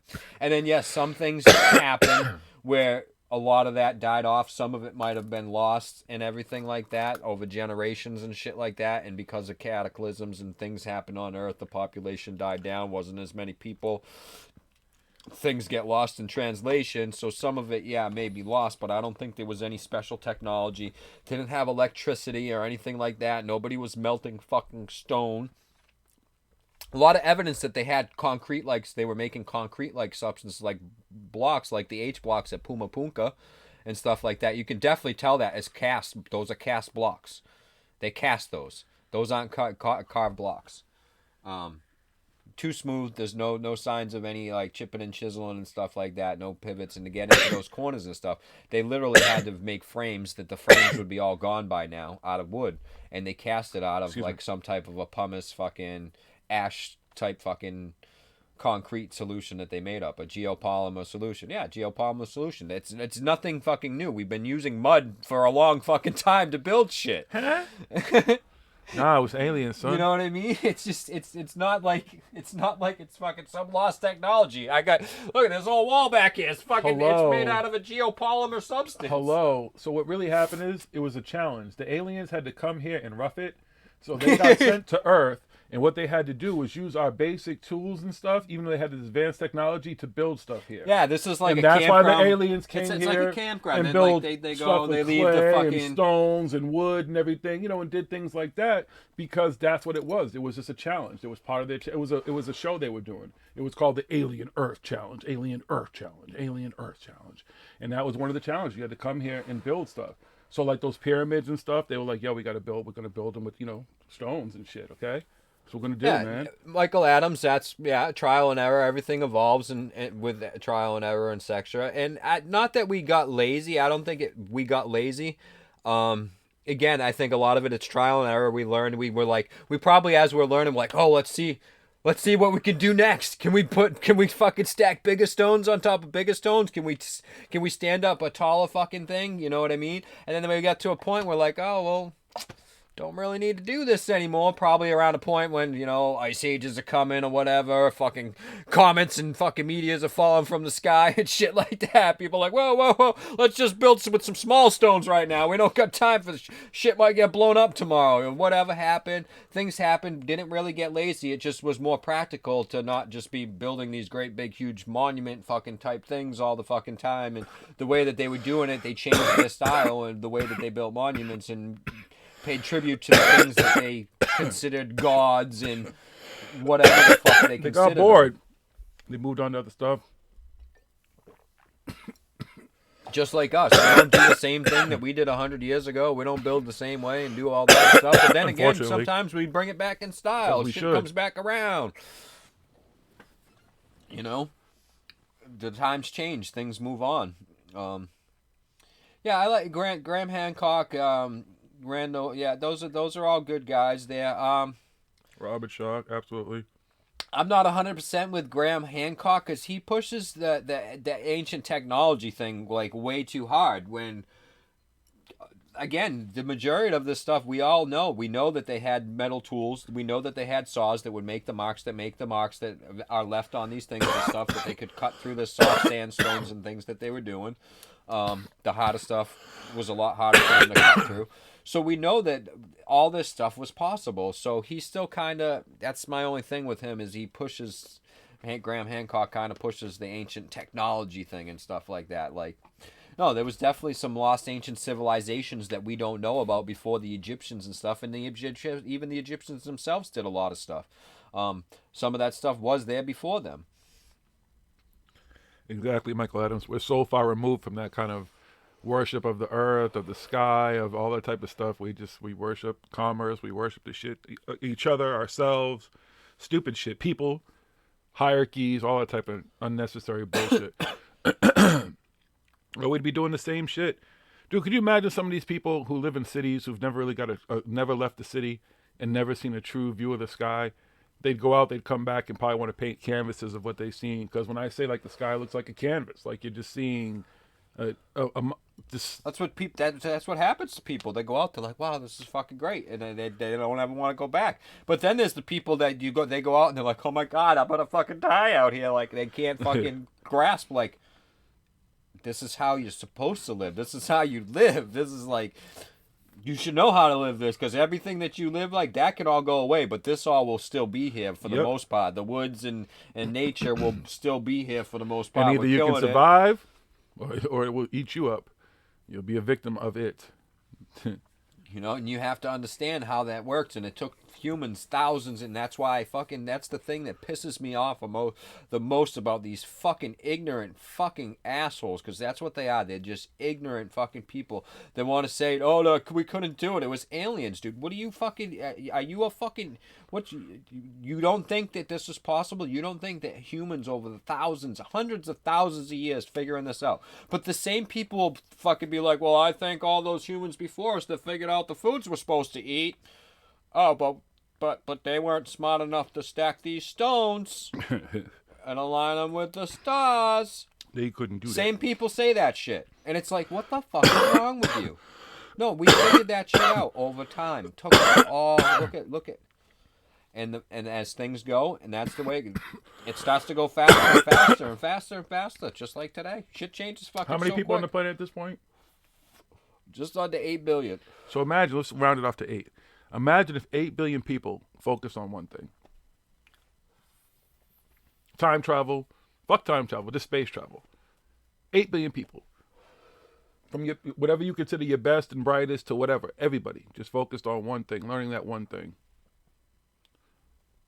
Imagine where we'd be in the fucking universe at this point. Everybody has a little piece to the puzzle. Super fragile realities.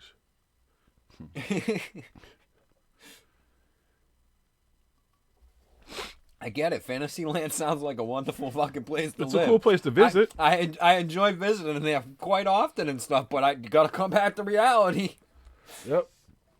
You know, I mean, this stuff again. These people, they just, it's just they talk a whole bunch of fucking woo, a whole bunch of bullshit, and fucking spinning stories and stuff. I'm telling you, it's easier being dead, man. You know, like I was saying with the Egyptians, oh, we don't know how they built it. They don't have nothing there. Yeah, there's a lot of stuff showing how they did a lot of this stuff. Yeah, some of it's lost. Some of it we can't read and make out anymore and stuff like that, whatever. Some of it we don't know 100%, you know, because it's not there. But, you know, it's pretty much, if they were doing this stuff with stones and ropes and fucking logs, they were doing this stuff with stones and ropes and logs too. And you know, it's like with the Tesla thing. 95% of the shit out there on the internet about Tesla is fucking bullshit. It all comes from a fucking play that was written in the 80s or the 90s or some shit like that in honor of him, and it's all made up fucking bullshit. Tesla didn't say half that shit that people said and everything like that. And then there's the thing that people are like, oh, I never heard about Tesla in school. I never was taught about Tesla in school. Well, what? I'm sorry, you must not have gone to, I don't know what school you didn't go to. You never heard of a Tesla coil in school? They never taught you about that in school? You never went to the science, because I've had people around here that I know went to the science museum and shit like that. I'm like, you never went, I know their schools went to the science museum and shit, because all the schools around here go to the fucking science museum at some point. And if you're going to school in fucking Massachusetts, even if you live out in fucking Springfield and shit, they're gonna bring you to the Boston Science Museum at some point in your schooling fucking life. And guess what you're gonna see there? A giant fucking Tesla coil, and they teach you all about that giant Tesla coil before you go, because they tell you that's the fucking, well, back then that's still the coolest thing there. They got a lot of new stuff now. It was really boring there for a long time because it was the same fucking shit. I'm like, oh god, it's still the same every time I went. But now they got a whole bunch of shit. Somebody donated a bunch of money, but Tesla was taught in school, just not as much as the other people who their contributions were, I wouldn't say greater, but had more of things and stuff. Like, again, a lot of the stuff, Tesla and stuff, people, yes, okay, they stopped giving Tesla money, but how long do you want somebody to give you money for to do things without any results coming of these ideas that you fucking say that you can do? And here's the biggest fucking myth about Tesla. He didn't want that free energy. He wanted wireless energy. He knew that he had to fucking pay somebody to generate the energy somewhere. Never said it was going to be free. And everybody fucking thinks that. His fucking thing, he was all about wireless. He first got into wireless radio and stuff. And then he's like, well, I could probably transmit power wirelessly. But he couldn't do it. It would take enough power to power a fucking entire neighborhood to light up one room in a fucking house wirelessly with what Tesla was doing. And everybody's like, we can't do anything. Yeah, they were like, we can't make money off this. We can't do it. And it costs us way too much money to fucking generate electricity. People wouldn't pay for that.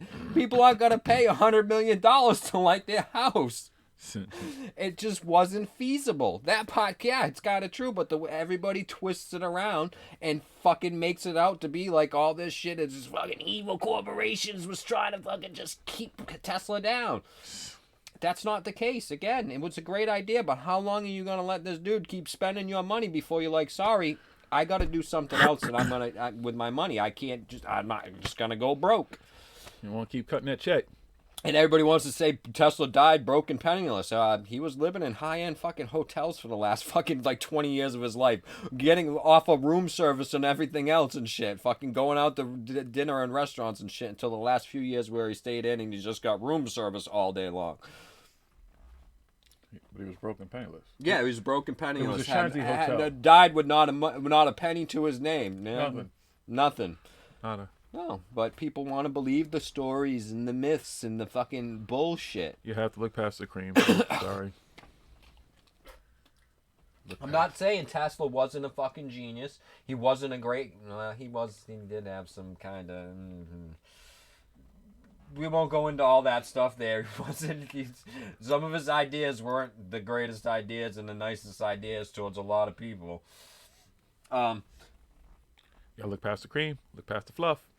But, I mean, he did make a lot of great contributions to some of the stuff we do use today. Some of that stuff is true and everything. He did do a lot of good stuff, but he was too hung up. He was one of those people hung up on the sunken ship fallacy or the sunken boat fallacy. He's going to go down with it. He's going to keep on pumping in. Don't worry, I'll get it fixed. I can keep this fucking thing afloat. Just give me some more money. And he couldn't do it. He'd have this idea in his head. Was he on meth? He would just keep on going. And he wouldn't give it up even though it was going nowhere. Was he on meth? Brilliant idea. Now today, some of those ideas, some people are working on some of those ideas, and those ideas can be, they could come true now because where we are with technology and stuff. Back then, you just didn't have the means and the capabilities without dumping large quantities of money that nobody wanted to do. What's the name? Talk about Tesla? Who? The owner, what's his name? Elon Musk. Oh, yeah, he's not a fan of he's him at all. He's not a big fan of him. Not at all. Not at all. People who really know, like, the whole thing, like, he's just another smart guy, like, you know what I mean? There's a lot of them, and he's not the smartest, greatest of them all either.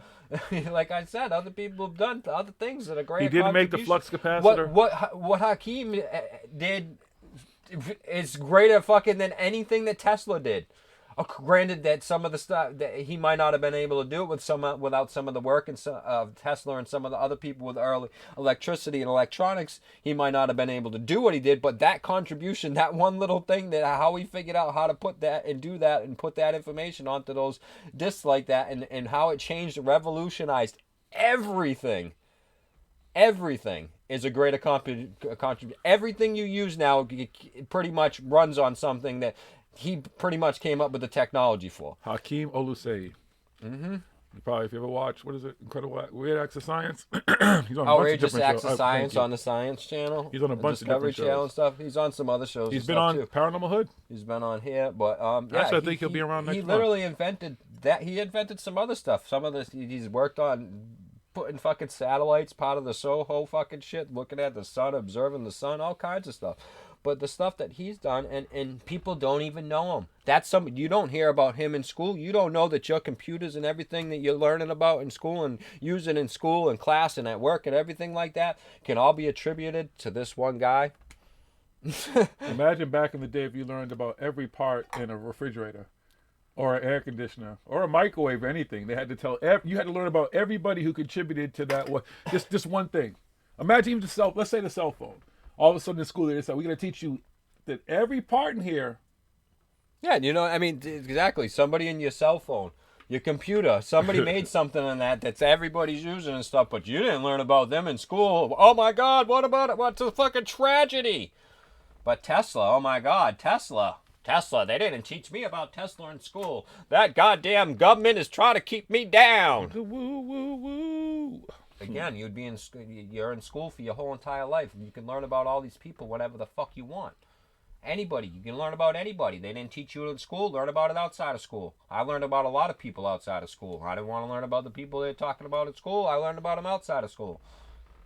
Life, it's a big school. You don't have to learn about it in school. Just because your school didn't teach you about Tesla doesn't mean other schools didn't teach you about Tesla. And yes, granted, I don't believe 100% in fucking school system and the educational system in this country and a lot of countries and shit. It is a big indoctrination thing. But they teach a lot of shit that people say that they don't teach and stuff like that.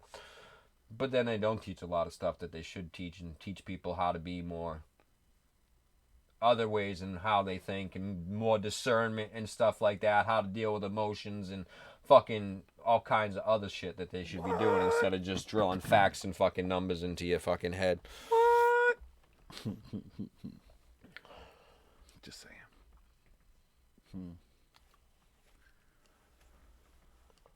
Yeah, he probably, like Jiggy was saying, he probably was on meth or some kind of speed and stuff because he would stay up for days and days and days. He couldn't, you know what I mean? I can stay, without drugs and stuff like that, I can stay up, you know.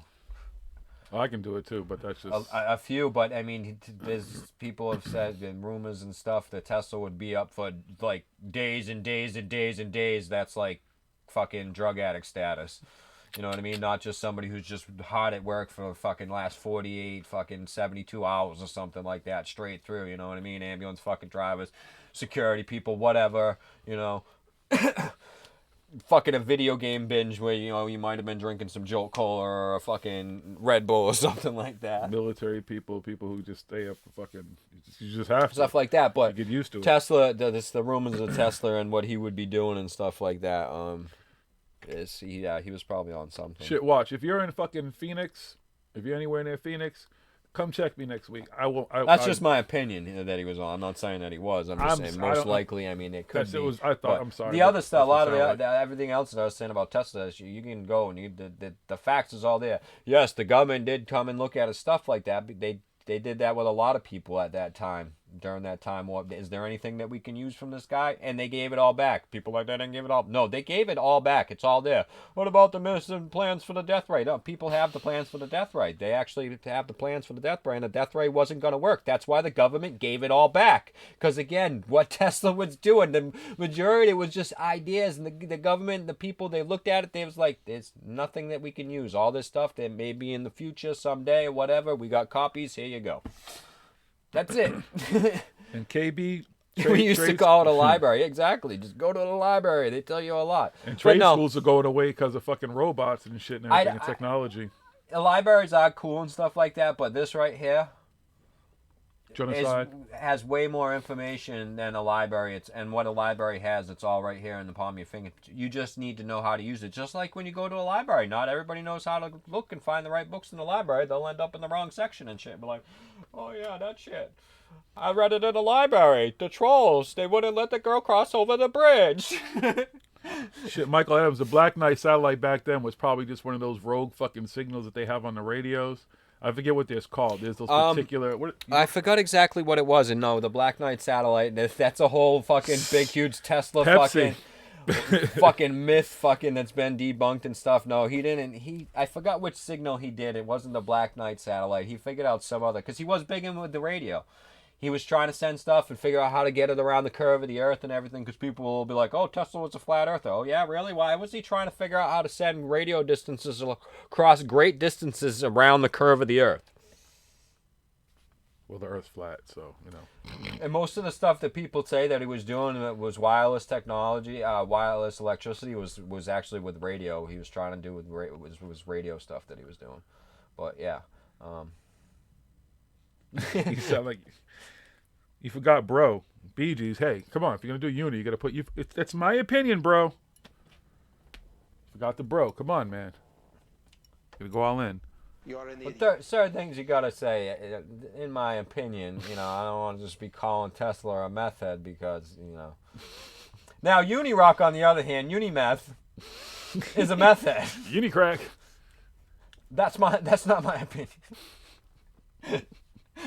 This is hard facts, and I can prove it over the next 45 hours of streaming. We're going to have 17 debates, and I'm going to do 6 fucking videos of cherry-picked, fucking chopped up, out of context fucking clip videos. The best ones would just be him saying nothing, just sitting there. You work in a library? That's cool. My mom used to work in a library, so I kind of worked there too, because I would go there and just like put away books and shit like that. I didn't get paid for it though, but my mom worked at a library for a while. Libraries are still cool because it's like just you're walking into history. Yeah. You know, I like the old, because they're updating all the libraries too. I still like the ones that are kind of still old school though. That old school swag is still awesome. I don't like the libraries, like the mall library. You can't go in part of it, the old part of it, with all the really old books. Like, you gotta have secret special permission and only allowed to go in this section. Like where they filmed Ted. You're not allowed to just go over in that part of the library and stuff. You got to stay over in the new. Over in the new. Well, they paid him a shitload of money to go over there. But you can't. Yeah, you can't just go over there in that part of the library. There's a lot of libraries like that, like where the oldest section of the library. You know, the Boston Public Library. It's got a whole section that's below it that you can't really access. You have to have permission to do that. But that's because too, there's some old stuff down there. Well, there's certain books too, like if you don't handle them properly, they're literally gonna fall apart and stuff like that. Bruh. Tesla was cranked out of his gourd, bruh. Is it the same, bruh?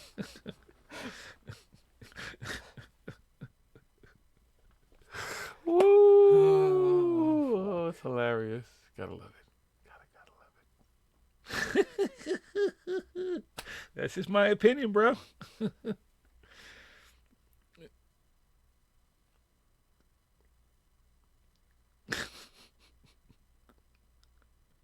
I'm sorry, I thought about that because I remember how you describe people who are on meth, because I don't know if I've ever seen anybody, like I've seen them on the road and all that type of shit, but I'm not talking about someone I've spent any amount of time around, and that's what it sounds like when watching they're that kind dude. of a combination between a crackhead and a heroin addict because they pick a lot. They're like always picking and they get scabs and stuff like that, and they're always they get twitching and stuff like that. But they'll be working on something and they'll be telling you about this crazy. That's why Bam's on meth. If you've seen the stuff with Bam and what's going on with Bam Margera and stuff, and he's fucking saying he solved black holes and he can explain it to people and normal things, and you just got to learn his alphabet, this language that he invented and stuff, because he's on meth right now. That's what people on meth do. And they start acting, he's just scribbling on paper, and he's like, look at this, and this is blah, blah, blah, blah, blah, and it's a black hole. I got to talk to Neil deGrasse Tyson right now. Somebody get me a meeting with him. He's like, look at that. Blah, blah, blah. And then he goes home, and he's like, oh, shit, my skate ramp's broken. I can fix this. He's like, calling a concrete truck. And with him, he's got money and stuff. But regular meth heads, they're around the house, they're like, oh, these fucking lights here aren't, this light bulb's not working. They'd fucking have this whole thing unwired. They'd be taking it apart. They would unplug it first, right? Well, maybe. Maybe. That's all part of the fun, dude. Oh, shit. You'll come in a fucking tweaker's house, dude. They'll be underneath the fucking sink like fucking Mario, dude, with fucking wrenches that don't even belong there, or fucking in plumbing and shit like that. See, crackheads weren't that fucking with tape, and well, because this stuff you fucking wire, dude, and your head is just. But crackheads, you ain't catching no crackhead. They fast as shit. Meth heads are fast as fuck too. And they'll just start fixing shit. Like the table will have, or the chair they're in will like be wobbling. They're like, let me put this under. Next thing you know, they're sitting like this, but the chair's not warm. Or they're like this, even though this is the one that was wobbling, and they fucking put them on. They just craziest shit you'll ever see. Yeah, no. Okay then. Watch the movie Spun. No, thank you. That's why I never watched. What's that fucking Breaking Bad show and all that type of shit? I don't care. Yeah, they kind of show a little bit of what meth crackheads they do in that. That's a really good show though. That's got really good writing and stuff in that and stuff. Until like the end, I kind of fucking don't like the way they did at the end. But it's really, that show is kind of. But some of the stuff where they get with meth and stuff. That's why meth, don't fuck with meth. You ain't gotta worry about that. I'm good. That shit is fucking bad news. I listen to the Rastafarians who simply say, hey, hey, hey, hey. Smoke weed every day. day. Fucking heroin is bad. Fucking meth. Shit. Fucking destroys everything. Because the people that are cooking at it. We're in the red again. Oh, there we go. We're back in the green. I don't know. It's weird. People fucking cooking meth and shit, like out in the fucking, like in the Midwest, it's wicked bad because they could just cook it out in their barn and shit like that.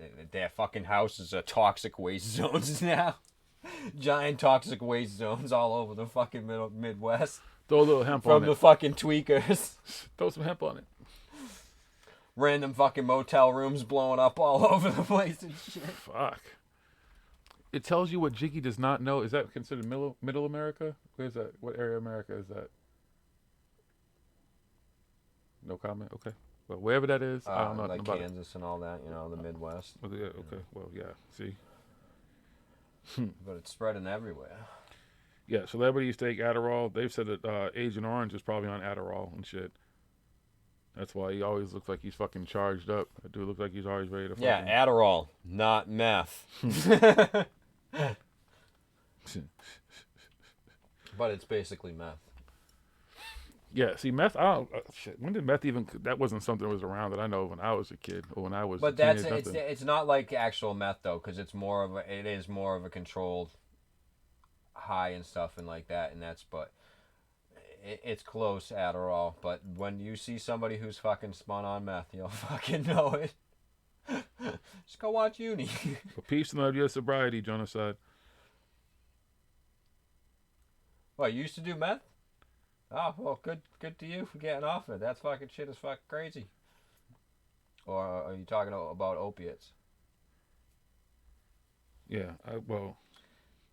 Yeah, the meth head will win every time because meth head, they kind of have more of their wits with them and stuff, whereas fucking opiates, like with a heroin addict, they'll be like, huh? What? Where the meth head be like, I got this shit, yo, let's do this! Quick, give me some duct tape and a screwdriver and my laptop and the battery out of a car. Thank you for tuning in, Bunya. I gotta go to Popeyes real quick and get a spork. Can't do this without a spork. So I'm telling you, crackheads just, man, they would go Closest steal any... Popeyes Crackheads is can get you anything you want, though. They can steal anything you wanted. You can give them a list, and they'd come back with everything you needed and shit. But then they was going off somewhere, and they was just going to go fucking nod out for a while and shit, and then be back later trying to sell you some TV and shit that don't work. Snowfall. Oh, my God. I was watching a show called Snowfall. That's all that shit is about that time. I remember those days. Yeah, meth towns, they're popping up all over the fucking place. It's fucking disgusting. They do, and they're toxic. There's a whole entire town that's just a fucking waste, fucking toxic dump now. Because the fucking shit that they use to make that and everything like that, and they don't give a fuck. They just, when they're done, they just dump it out the window and stuff like that. Dump it all over the place. Oh, okay, dump it in the sewer. Okay, let's make more meth! Well, hopefully we don't have to see Uni ever even not do, even though he won't show himself anymore on the fucking streams. No more fucking debates. None of that shit. We got a last blunt? Yeah, we got some. Let's spark last that blunt. shit up. Oh, folks. I'm looking forward to International UFO Conference. Maybe I'll make some new friends. See some old ones. Like I said, Ben Hansen. Hooking up with Natasha. Not hooking up with her, literally. But going to be hanging out with Natasha Mysterious Forces. So if you guys in the area, you definitely should come out. I'll be there from Tuesday till Saturday. Because I have like a late night, like red eye type shit flight back here. So, just saying. If you're in the area, come down. Come out to the conference. You don't have to go to the conference. Have some coffee or something. See if I can hook up with Zen from Spirituality. But I don't know how far Sedona, where he is from there and all this shit. I don't know how. I have a little bit of time too, because I'm a conference, but I like that this time because I have friends there. Zen's right in Sedona, I believe. But is Sedona close to Phoenix? I'll be in Phoenix. I know. I'll be literally in Phoenix. I thought you were going to be. I don't know. Yeah, no. I'll be back in Phoenix. This time I will not be on peyote. There will not be a reoccurrence of the peyote incidents of '96. It's not going to happen. If you can get some peyote and take it, you might as well. No. You've done all the psychedelics and shit. No, I might make another alien baby. I don't want alien kids and shit. I won't be there. I'm just saying, I need someone, because last time supposedly I made an alien baby and fucking I got kids in the future and kids and fucking, I got clone children and shit of me and all that type of shit. Fuck no. I'm good. You feel me? Genocide. I don't want to be out there in the desert again with Timberlands and boxers. Oh, I'm not taking my Timberlands this time. I'm not working, so I don't need boots and shit. Well, it doesn't look like Sedona is near Phoenix. Yeah, maybe not. But I know it's going to be hot as fuck, which I look forward to, too. I love shit like that. So if you're in the area, come out. Say hi. I'll be broadcasting into the show from there next week. There's not enough trees in fucking Arizona to move there. I don't need trees. I do. I like Arizona. Arizona's nice. You just have to give me a house where I know nothing's getting in. I'm not afraid of snakes, but I can't identify snakes. I don't want no snakes, no spiders, no scorpions, none of that. You stay outside, I'll stay inside. We good. Stay out my vehicles, all that shit, and we good. Yeah, no more debates, please.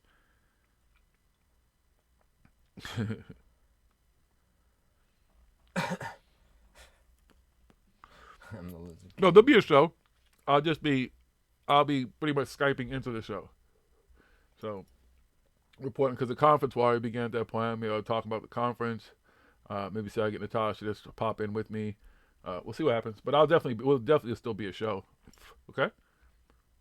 May not be as long as a normal one. But never know. Smoking. Maybe want to do some mushrooms next week. Maybe. I don't do them this weekend. Somebody actually made a comment about it was Jimmy Pearson from Fascination Street that it was cool watching you do the chunga. Isn't that what it's called, chunga? Live. Then go back and watch when Meta did DMT. And maybe one day you might watch me do some DMT on the show. Who knows? I just have to prepare myself for it. I can't just walk into it like I did the first time. The first time he was like, I got DMT. And I was like, what the fuck is DMT? And he explained everything and showed me some shit. And I was like, all right, cool. And I did it twice and it was dope. But I'll do it. I just have to prepare myself for it because it's a cool trip. But I want my mind to be in a different place this time, prepared for it, like with how kind of do with mushrooms and everything, so that I might be able to get a little bit more out of the experience than walking into it all, where I was a DMT virgin back then. You know, I was virgin. My cherry got popped, and I just don't know. This time I don't want to have questions, but I want my mind to be prepared, to not try to talk and ask, but them just to know what I might need an answer to. You understand? I'm trying to look in the camera, trying to decide things I'm looking at. Oh, man. So, folks, if anybody knows anybody who went to Dimensions of Disclosure, please point them in our direction or show us where we can find. And I don't want the one-sided view. I don't want the circle jerk their fucking view. And some people said that DW and them have kind of gone silent since the event and not really bragging about it. But I'm sure that's to take the time to manicure, edit, prepare everything that comes out from it to present a very absolute one-sided version of a fucking event that clearly somebody like Cliff High would have been able to give us the other side of it. But who knows? We don't know. They may have screened everybody who went to the event. I don't know, other than Cliff High, if anybody attempted to go to the event. They may have screened everybody, asked for IDs. Who are you? What's your purpose? They could have been a fucking questionnaire. Which cult are you with? CW's cult camp, Jordan Saylor's cult camp. Have you been drinking the bleach? There may have been a questionnaire like that and stuff that we don't know about. So maybe that's how they did it. That's how cults kind of work, right? It's kind of like Fight Club. What happens in Fight Club is supposed to stay at Fight Club. So if anybody knows anybody, let me know, please. Oh no, there's definitely spiders there. Yeah, there's definitely... There's definitely spiders in the desert. It's not too hot for spiders. No, it's not. There's spiders everywhere. There's spiders in the cold. Peace and love, you too, PhD. What's up, Lethal Weapon? Love. So yeah, if anybody, I'd love to hear more about it. I just know I don't feel like I'll probably watch some of this stuff. I know there's a couple of videos that someone tagged me on YouTube. I just wasn't ready to sit down and listen to DW and them fight. And it may have just been the commercial. Was it you? I don't think you tagged me anything on Twitter. So it's somebody else that sent me some link to something. I'll just go back and look at those links. But it's probably just those commercials he was talking about, whatever. But listen, whatever. We know what it's going to be. What are they going to say that's new? Unless someone can show me in a point where they call somebody out or whatever. Because, again, they've never addressed us. They usually address, like, CW or Jay Leidner or people like that. But they've never, like, said anything about us. And I know that Mr. Good knows exactly who I am.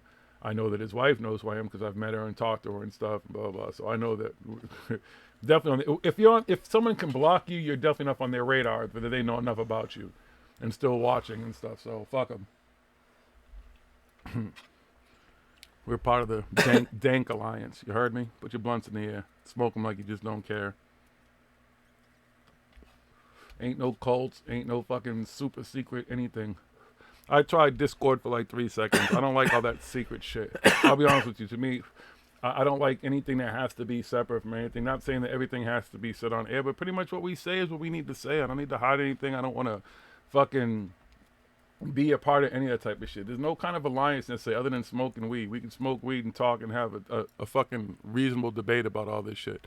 But I'm not down. No one calling me any kind of dark. I'm not aligning with anybody. We're just Paranormal Hood. We just believe what we believe. Him and I clash on stuff. Some of us can clash on stuff. That's how life works. But I don't need to get all up in arms and fucking start doing any of that type of shit. That's their fucking mindset. That's the shit they do. Fuck them. Keeping people off their little events. That's cute. We sold out all 200 tickets. And then we filled the room with our family and friends. And we gave away a lot of stuff. Fuckers, whatever. I don't know. Who cares? If we hear about it, we hear about it. But like I said, anything that comes out that camp is going to be manicured and edited and made to look the way they want it to look. They're not going to present themselves in any kind of negative light. Whether it was sold out, how it looked, how many people, who knows? I don't fucking know.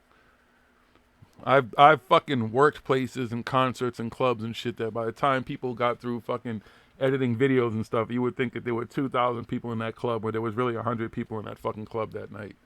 Don't get it twisted. And that was before all this crazy editing shit. It's all about how you shoot stuff and how you present stuff. Even like, what is it, Cliff High saying that DW is worth like $15 million. Whatever. I'm not saying that he's wrong. It just doesn't sound like an accurate number to me. He just doesn't seem like the guy that has that. I'm sorry. It doesn't. Not at all. There's nothing. You know, he's definitely the biggest scammer in the world. And if he had $15 million, he wouldn't need anybody else. He would have already taken his scam to the next level. He would bankroll his own scam. It would have been the easiest thing to keep doing. There would be no drop off. Whatever though. That's right, Dank Alliance. Put them blunts in the air. Smoke them like you just don't care. Oh, everyone had to sign an NDA. Probably. I wouldn't doubt it. It's like Fight Club, I'm telling you. They're probably initiating them into the fucking cult and shit. The cult, they all had to drink some fucking, the blood of fucking, of their Lord and Savior, fucking David Wilcox and shit. And didn't he say he's the original white man? Isn't that what he is? Didn't he say, who's your daddy? Wasn't that his line? Remember that? He said he's the original white man, so let's, who's your daddy? Good luck with that. If David Wilcox is your daddy, and you laughed at that joke, hearing that shit, or agreed with it, or nodded your head, or applauded him for that shit, and you're a fucking... Hold on. Let me do this right.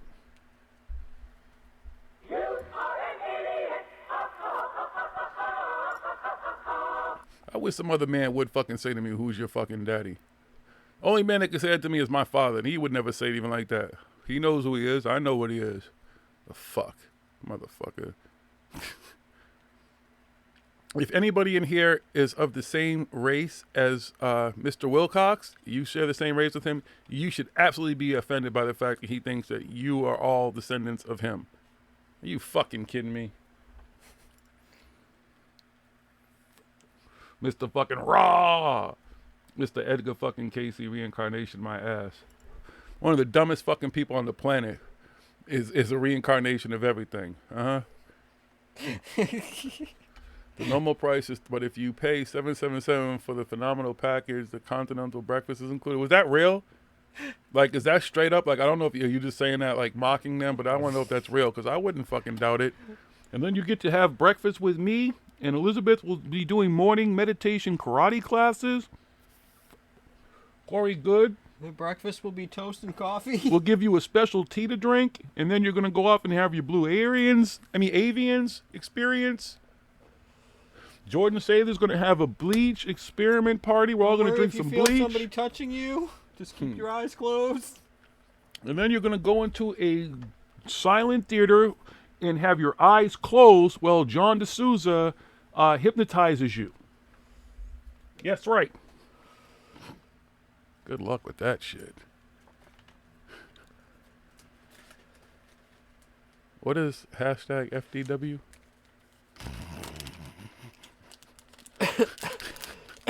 You have a wrench. Yeah. Nah, I don't need that.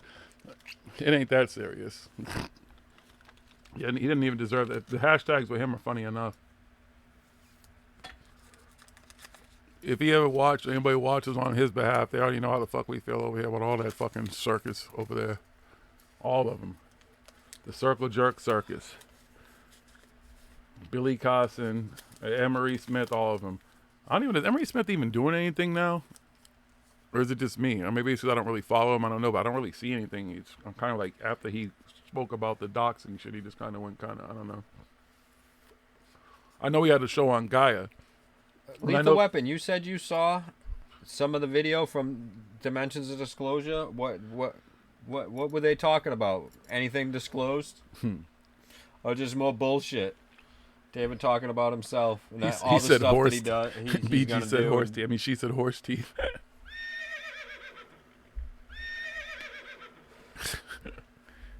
Selling tickets, VIP tickets at Dimensions of Disclosure. What the fuck is a VIP ticket? Like, exactly, like... I guess, because I mean, as someone is in the industry I've been in so long, I mean, people pay VIP tickets to meet their favorite celebrities and shit and all that type of stuff. But it's like, who the fuck wants to listen to? Like, just paying a basic general price to go to one of these events and sit and go to these individual things and listen to them speak and stuff is how I've learned how to, like, not do that anymore and pick and choose who I want to see and stuff. Because it's like, how many times can I hear this dude make the same promises and talk the same shit? Literally, there's so many of them who speak the same shit over and over again. Laura Lies and Howard, all of them. Nothing changed. Nope. Still fucking out there saying the same thing. It's all psychodrama. It's coming. BS. It's coming. Mm-hmm.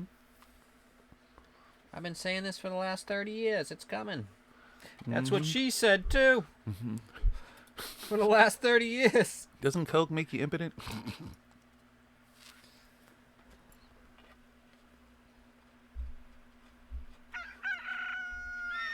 We got blue avians and horse teeth. There you go.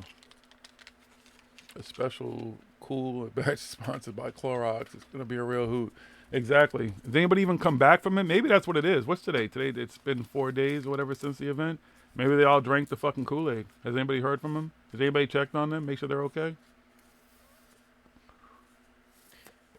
If you or somebody you know has a loved one who went to Dimensions Disclosure, you Check may on want to them. call and check on them. Do Make a sure they have well-being not check. become abducted by a cult. Uh-oh. We said that and we went red. Maybe that's what it is. Maybe we're saying trigger words. Clear aid. I don't know why YouTube. That's YouTube because that's not OBS. OBS is a degree. You see, it keeps going red. Whatever, man. Are you rolling another one, or is that something different? No, that's for you. All right. So we're done. The last one smoked. It's over, folks. The live stream was 100 plus. Well, fuck it, man. Whatever. What does he think he is? Streaming Woodstock 99? Which Hey. was $99? He thinks he's a rock star. Party like On a rock pay-per-view? star. That's fucking crazy. $100 plus. I listen. Who knows? I guess maybe we'll find out. Maybe someone was there, or maybe someone who's disappointed who spent their money and will, like, you know, come out and talk about Anybody it. who Or put some has videos links up. to video from the weekend of Dimension Disclosure, send them to us on Twitter or on Instagram. I wish DM Bill us. Burr would do a fucking video on them. I'd love it. He'd fucking have a fucking field day, a picnic, just roasting those fucking clowns. Hit him up. I'll try. Ironically enough, Patrice O'Neill and him are good friends. And when I first started my company, Patrice O'Neill was one of the very first people to ever work for me doing any kind of fucking bouncing work at a little small fucking, it was a restaurant that turned into a club at night. So that's my only connection. But I've never met Bill Burr, but I knew Patrice well. Good guy. Bruiser. It's funny, a dude that big, we used to always call him Bruiser till we found out what his real name was. And it was like, now we know why they call you Bruiser. Rest in peace to him, though. They all got conspired into the Space Force. They probably were signing him up. Corey Good was probably telling him how he got in contact with them and blah, blah, blah. And well, go on, faded. Respect. 702. That's Vegas, right? Isn't that Vegas area code? That was one of my favorite R&B groups of the 90s. The little girl, 702. The VIP tickets were $500 plus. Good God, these motherfuckers. Egos. But I guess, hey, if there's people willing to pay the money, they're going to pay it. Like I said, some people are suckers, some people whatever, but some people just they like the long con. They just want to move. They just found another form of religion. They just found another cult. They just found some new Kool-Aid to drink. So whatever, it's their money. They're willing to spend it. I spend my money on what I do, whatever, and go and see what I see and shit. That's just not a place where I want to spend my money with those folks. So I'm Gucci with all them. You feel me? All right, but that's it. That's it. We done. Till next week. We out. Thank you for joining us. Peace and love. You know where to find me. Like I said, if you have anything, you can send me some of the clips. If you find anything good, please just don't inundate me with like 3,000 fucking clips, please. I just don't work the social media like that. But link up. We out. Peace and love. Dank Alliance. Smoke 'em if you got 'em.